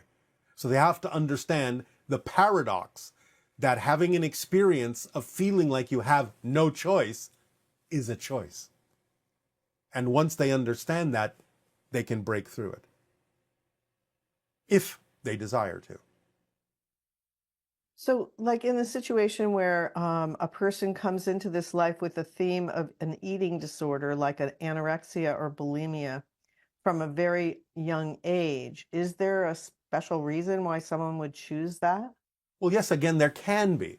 Again, please remember, there are as many reasons as there are people. Now, some of them fall into collective categories, yes, and can be generally similar, yes. The idea sometimes why a soul would choose that is not even so much for their own soul's growth, although it always does help because it can accelerate whatever a person might be willing to learn in physical reality by having an experience like that and transforming it relatively rapidly in the period of a lifetime. As far as the soul is concerned, that's a brief period. But the idea is that it also helps other people learn how to have compassion and start relating to people like that to figure out what's going on within them. And that helps society as well understand why they may be creating certain things that they are creating that they may not actually prefer to be experiencing. So sometimes a soul will choose that, not even for themselves so much as for what it will do to help society learn and grow in more compassionate ways. So again, you have to take it on a case-by-case basis. And in this example, the person is saying that their older brother has a disability due to a genetic condition and he can't speak or walk. I'm interested in exploring the spiritual significance of individuals with disabilities in the physical world. Can you provide Yes. some insight on this? Same answer. What are you learning that you otherwise wouldn't have learned had your brother's condition been normal? Are there different ways you now have to learn to communicate with someone who cannot speak? Are there different things you are learning about assisting someone who cannot walk? How do these things symbolize issues within yourself, your family, and society in terms of learning to see things in a different light, learn to do things in a different way, to have compassion and understanding and creative imaginations strong enough and broad enough to figure out how can we allow these people to be valuable members of society, and what are we learning from them we otherwise wouldn't learn by what they have chosen to experience in this way. These are the first questions that need to be asked in relation to dealing with someone with those kinds of conditions. What are we learning? How is this serving humanity? How is it serving society that this soul chose to have what appear to be these limitations, and it's forcing us to look for new ways, different ways to think outside the box, as you say, to interact with them and engage them and admit them into society, because they are helping society expand and improve the ways in which we communicate, we act, we deal with other people that are different from ourselves, so on and so forth. Okay. And what is the difference between self-realization and enlightenment? Not so much. You have to be self-realized to be enlightened, and you have to be enlightened to be self-realized. It's basically two sides of the same coin of being your true self and being awake and aware in the idea that you are creating your reality and that you have the freedom to choose what experience you have of that, and taking the responsibility, not in a negative way, but in the ability to respond for all the things you experience, because you know you are your own universe, and yet you are interacting with other facets of it in whatever way, shape, or form serves humanity best, and serves everyone best, and serves all that is the best at being itself and experiencing itself in all the ways that it can. It is the understanding of that that promotes enlightenment and awareness of self in terms of what it means to be the self. And when our pets pass away, is their death experience the same as ours? Do they experience a waking up? Do they have a life review? Does their energy, their soul hang out with us? How can we connect with our pets who have passed? Think of them, feel the love you have for them. They will feel it, they will pick it up. They don't have exactly the same kind of process of transitioning back into spirit. The idea of a life review is not exactly what it is for a human. The idea is that they may see or experience flashes of experiences that they experienced with their family in physical reality, but it's not so much a review as it is a recognition of the reason they were attracted to be with that family, so that it is reinforced, it is strengthened, and allows them to continue to interact with that family from spirit in a new and different way. So when you know that they are willing and capable of still continuing to interact with you from spirit, think of them, feel the love you have for them. They will feel it, they will pick it up, and they do sometimes interact with people in a variety of ways, even though you may not completely perceive it to be so. But you can hone your senses, you can feel and know when they are there for you. They can also be off doing other things. But the idea is that, of course, in spirit, they are more expanded. They may not be exactly the idea of the pet or the family member as an animal that you experienced in that limited way, but they do still contain that. They are bigger than that, just like you are bigger than that when you are in spirit. But nevertheless, they are keenly and constantly aware of the connections that they have with you, and are more than willing to engage with you when you hone your senses and are capable of perceiving that they are doing so. So send them love, think of them, they will pick it up, and they will respond. It's up to you to have the senses that are keen enough to know when those responses are coming to you. Many people experience a thing where they have a dream about their pet, and the pet is like still alive, and it's telling them, I'm fine, you know? Yes. How can, and that can be very reassuring, especially if you lose a loved pet. How can you generate an experience like that, or can you communicate with your pet and ask them, please come in my dream and tell me how you are? Or Yes, something you like can. But again, the idea is to communicate through imagery because that's more representative of a telepathic bond. Just see them doing it. Just see yourself interacting with them in your imagination, in your mind's eye. Visualize the idea of the interaction. Put it out there with feeling. Feel what that would be like to have that interaction that you picture. So use pictures and feelings. That's the strongest way to communicate with them. And sometimes when you have those dreams, even though your pet may still be alive, the idea is that your animal is also telling you that they exist like you do in spirit, and that physical reality is simply a part of them and a temporary thing. But that your natural state is spirit. You never really leave it, and neither do they. Okay, thanks. And what happens to a person who commits suicide? Does his soul experience something different from someone who experiences death at an old age? Well, slightly. It can depend on the reasons for it. And the idea is that more often than not, it represents that there might be, shall we say, unfinished business, that they sort of cut their agreement short. So, nevertheless, they are wrapped in unconditional love. They are given an opportunity to assess why they made those choices, what was going on in the personality as a physical being that allowed them to feel they had no other choice. At the same time, they are still capable of having the choice as to how to finish the agreement. Because they made an agreement, the agreement must be followed through with. Now, how they follow through with it is up to them.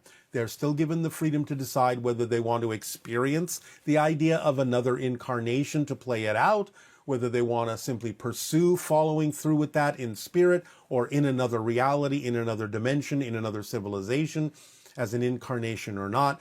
But the idea is that once you create a momentum by making an agreement to experience certain themes, you will in some way, shape, or form need to finish that because a momentum and inertia has been created and the momentum will carry you forward. But you can wait a while, you can reassess, you don't have to do it right away. You're not automatically pulled back into physical reality or anything like that. You are given an opportunity to discuss with your guides, with counsels, with anyone helping you, your soul family, to discuss what you got out of it, what you are learning, and what you want to do about completing the agreement in some way, shape, or form. You may complete it in a different way altogether, but you will choose ultimately to complete it because you're the one that initiated it from a particular perspective that it was important to do so for your soul's growth. And as a soul, once again, you will not abandon that reason. So you'll play it out in some way, shape, or form, but you're given more than enough opportunity to make the decision as to how to do that while you are wrapped in unconditional love and assisted by your guides and your soul family. And how can the formula help you if you're going through the grieving experience? Well, again, it's all right to momentarily experience the grief, missing something, missing someone that was in your life physically. But the longer that lasts, the more you actually prevent yourself from feeling the connection that is still there to the person, even though they're now back in spirit.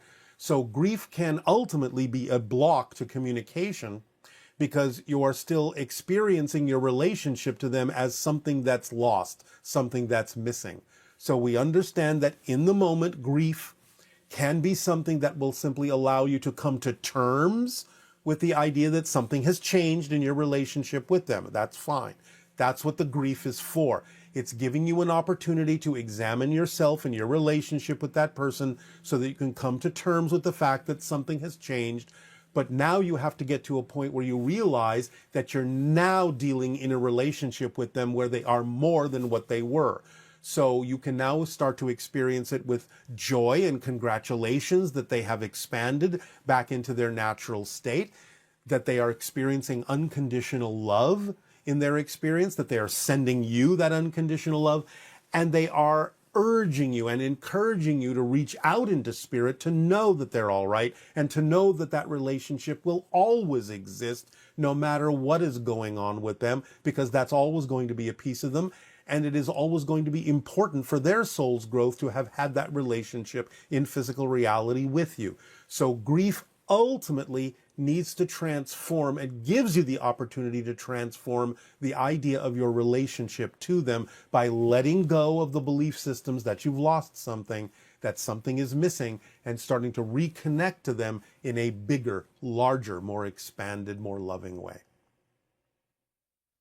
Okay, and can you give your perspective on teachings that talk about waking up from this world and returning to God? There seems to be an idea out there that this is a world of ego and suffering, and that we are going to eventually wake up from this world and return to God, and then stay in that love forever. How does this reconcile with ideas of us being eternal creators who continue to learn and grow and explore forever? Is that just some negative part of our ego wanting that? In some senses, yes. The idea is that if you have experienced a lot of, shall we say, of the tough school, the challenging school, and in a way where you experience the effort of transforming and overcoming negative and fear-based beliefs, then yes, you are longing for relief, you are longing for rest, and that's okay, and you can have that.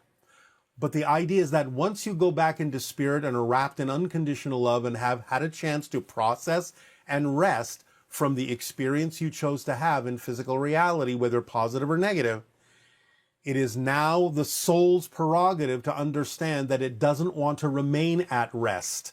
It wants to move forward. It wants to grow. It wants to go with the flow of creation.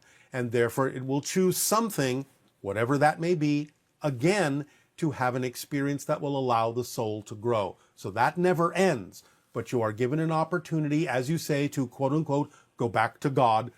And what that basically means is, yes, you can take a break, you can take a rest, you can have a soul vacation in order to allow yourself to process what you went through, to absorb it, to grow from it, and to determine from those lessons what it is you would next like to do that will allow your soul to continue to expand and to grow. Because once you are a soul, you can feel that urge much more strongly, that there is an actual inertia and a momentum to expand. And therefore, you will ultimately choose to continue to have another experience that will allow you to expand. That doesn't necessarily mean you have to incarnate back on Earth or anything like that. It's up to you. But you will choose to grow and expand, because that's the nature of existence, is to be all that it is. And that never ends. So that growth, that expansion doesn't necessarily have to continue to be felt in a suffering way, in a way that tires you out, but you will choose to grow and expand after you have taken a break, if you feel that a break is necessary. You are always allowed to move at your own pace. That is comfortable for you. You may forget that when you're in physical reality because of the nature of your belief system in physical reality that may make things seem to be too urgent.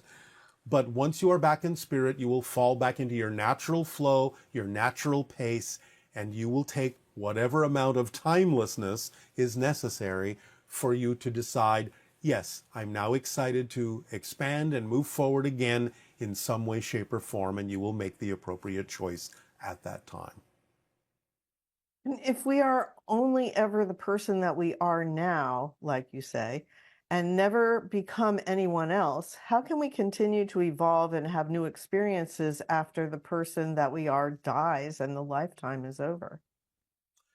Well, this person is assuming that physical personality is something that in some way, shape, or form is all you are. So you will always continue to expand and grow and have different experiences, as I just described, in some way, shape, or form. And again, you can create an experience of reincarnation to appear to be a different person, but the idea is that it's just the way that your consciousness starts looking from a higher level through different eyes that all exist at the same time. So it's just a matter of changing the focus of what you are as a consciousness to have these different experiences that all exist simultaneously.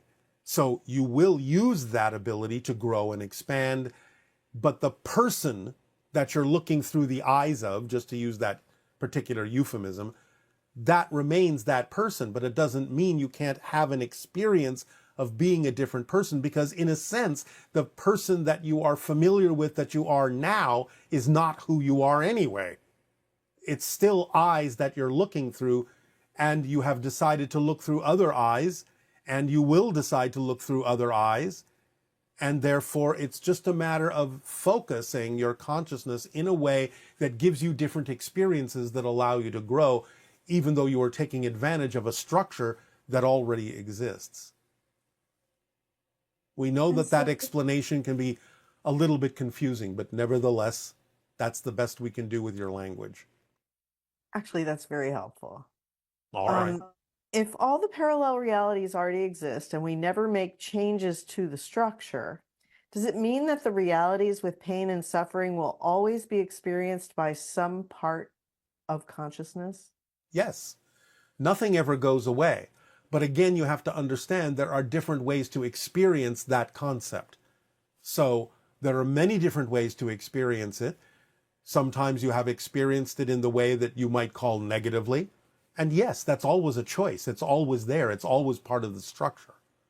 So yes, the opportunity always exists.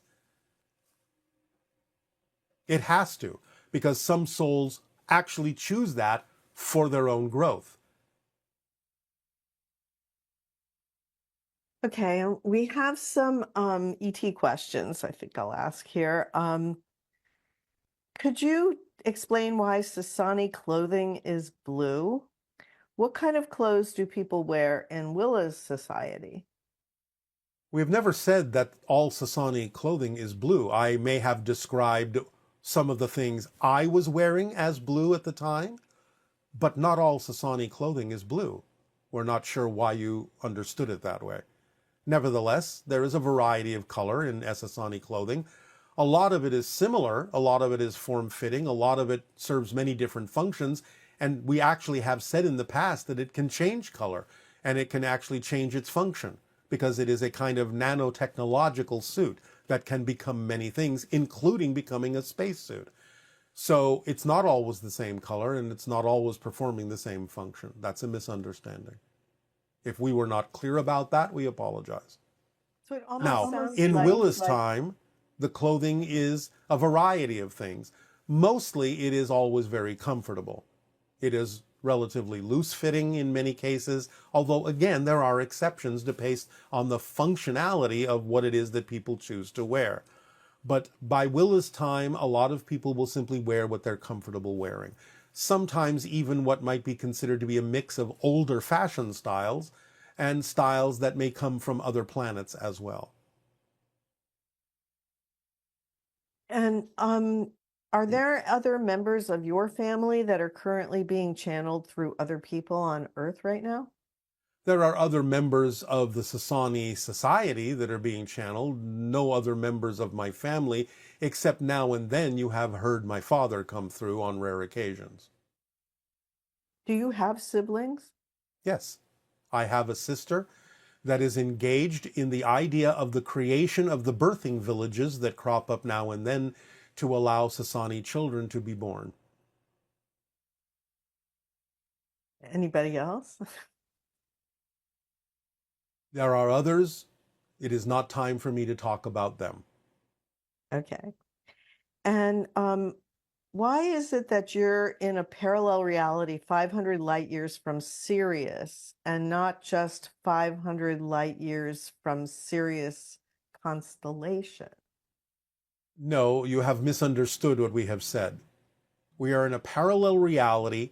Our solar system is about, if you were to overlap the realities, 500 light years in the direction of the Orion constellation from Earth. We have never said we are 500 light years away from Sirius. We are 500 light years away from Earth in the direction of the Orion constellation, not in the direction of Sirius. And for those beings from other races, Pleiadian, for example, that have incarnated as a human in order to support humanity, what will they do after they leave the human body? Will they re-embody and rejoin their original family in the Pleiadian sense? Well, some of them may not. It's up to them, isn't it? You're asking that question, whoever is asking it, as if there is simply one way for them to do things. They can decide what they will do next. Some of them may continue their Pleiadian journey. Some of them may continue a human journey on Earth. Some of them may go elsewhere. It's up to the individual to decide what is best for their soul. Okay, and there is a symbol known as the flower of life, and it's been used by a number of different cultures. Can you Yes. tell us anything about this symbol? Is there any hidden meaning, and what could we learn from this symbol? Yes. The symbol is a shorthand representation of the idea we have discussed of the double Fibonacci spiral overlapping one another in opposite directions, and bringing out the idea of the nodal points where the lines cross that represent the different states of energy and matter that form what you understand to be the physical and non-physical multiverse. So it's a shorthand symbol that represents the underlying structure, energetically speaking, in terms of a consciousness pattern of how all matter and energy is presented in the multiverse. Okay. And do the Giza pyramids line up with Orion, and also do they line up with Cygnus, since that was where the Anunnaki originated? The three main pyramids on the Giza Plateau do have some alignment with the idea of Orion and the three stars in the belt. They do not line up with Cygnus. And remember, these things were created long after the Anunnaki were gone. So there is no indication in the three pyramids of the idea of the Anunnaki's connection with Cygnus. It is not representative of that. It is representative of the Orion connection. Okay. And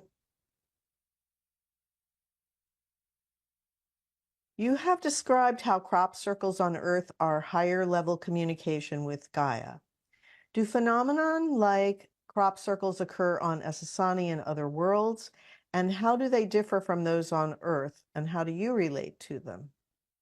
They do in different ways and can actually form in different substances.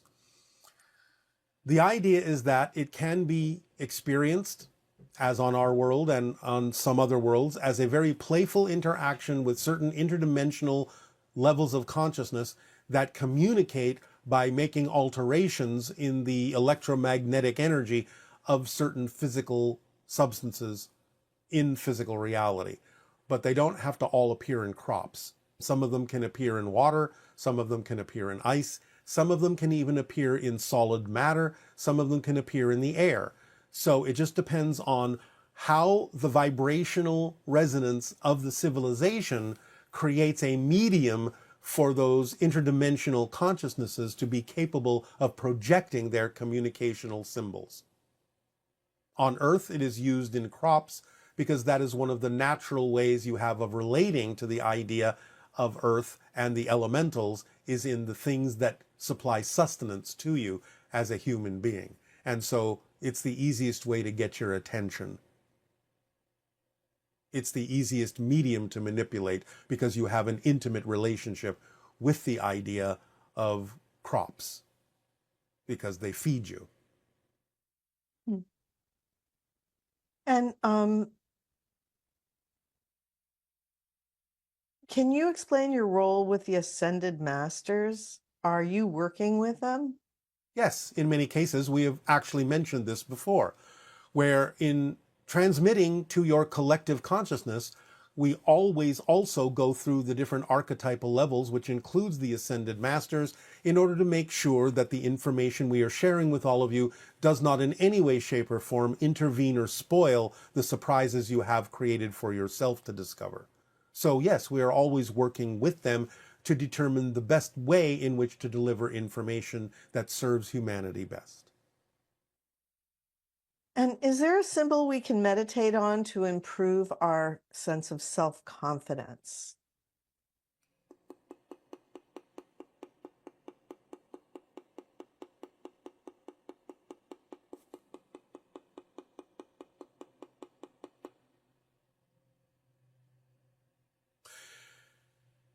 you would have to examine the beliefs about why you are confident that you have no confidence. So allow yourself to understand there is no such thing as a lack of confidence, but you can be very confident that you have no confidence. So see the symbol of the yin-yang, the paradox, that there is both sides blending together, creating what appear to be opposite ideas, but they're still part of one thing, and each contains a part of the other. Paradox. Just think paradox. When you think anything like that is lacking, I lack trust, I lack confidence, I lack power, understand from the point of paradox. The symbol, whatever symbol you like that represents paradox, be it the yin-yang symbol or even just the letter P, capital P for paradox. Allow yourself to focus on that and understand the paradox in what you are saying. When you think you have little confidence or no confidence, remember you're confident about that. When you think you have no trust, you lack trust, you are trusting that idea. When you think you have no self-empowerment, no power at all, you're using your power and control to create that experience of lack of empowerment. So think of it in terms of paradox. Whatever symbol or letter represents paradox to you, to put you back in the center, in the neutral space between what appear to be two opposing ideas. And how can we tell we're living in a split parallel reality dimension? You've spoken about it being like looking through glass. How do we know we're looking at a split reality or that we're not actually part of that reality? You know it by when you follow the formula and you experience different things than other people are experiencing that may even seem almost impossible or contradictory to experience in a reality like what they're creating. You know by your own experience of what you are attracting into your life that you are existing in a different vibrational reality than they are. Okay. And lastly, this person says, when I started listening to your transmissions, I was attracted to the crystal skull session as well as the sacred circuitry session. What is the connection between these two topics, and how can I best utilize this connection for contact? The sacred circuits are representative of the idea of changing the neural pathways in your brain to be more capable of receiving higher frequency energy. The crystalline matrix, the molecular makeup of the crystal skulls, is a kind of representation of this idea that they have certain pathways within them, molecularly speaking, in the crystalline formation that allows them to collect and absorb and retain and transmit information that is in alignment with the rearrangements you have made of the neural net in your brain by following the sacred circuits, which make you a better antenna to receive the kind of higher frequency information that is stored in the skulls. Okay, thank you. You are welcome. So we thank you for these interactions, for allowing us to share these perspectives. And again, we encourage you to take the actions and the steps, if you're willing, to be able to align with open contact, to give others a chance to do so as well, to recognize the difference between theory and what has gone beyond theory because of your own research. Take the time to do so. Take the time to recognize when something has gone over the border from theory to fact, even if it's still anecdotal. You can allow yourself to know the difference. But in this context, obviously, we are talking about the idea of contact with ETs, such as ourselves, with other interdimensional beings. But all of this comes down to having more contact within yourselves and with each other. Being a reflection of the idea of the interstellar alliance in your own reality. Mirroring that vibration, that energy. So, our unconditional love to you all, and we give you over now to the remainder of this transmission. Go into whatever receptive state, meditative state, relaxed state you so desire, you so prefer. And we encourage you, as always, to breathe and breathe and breathe.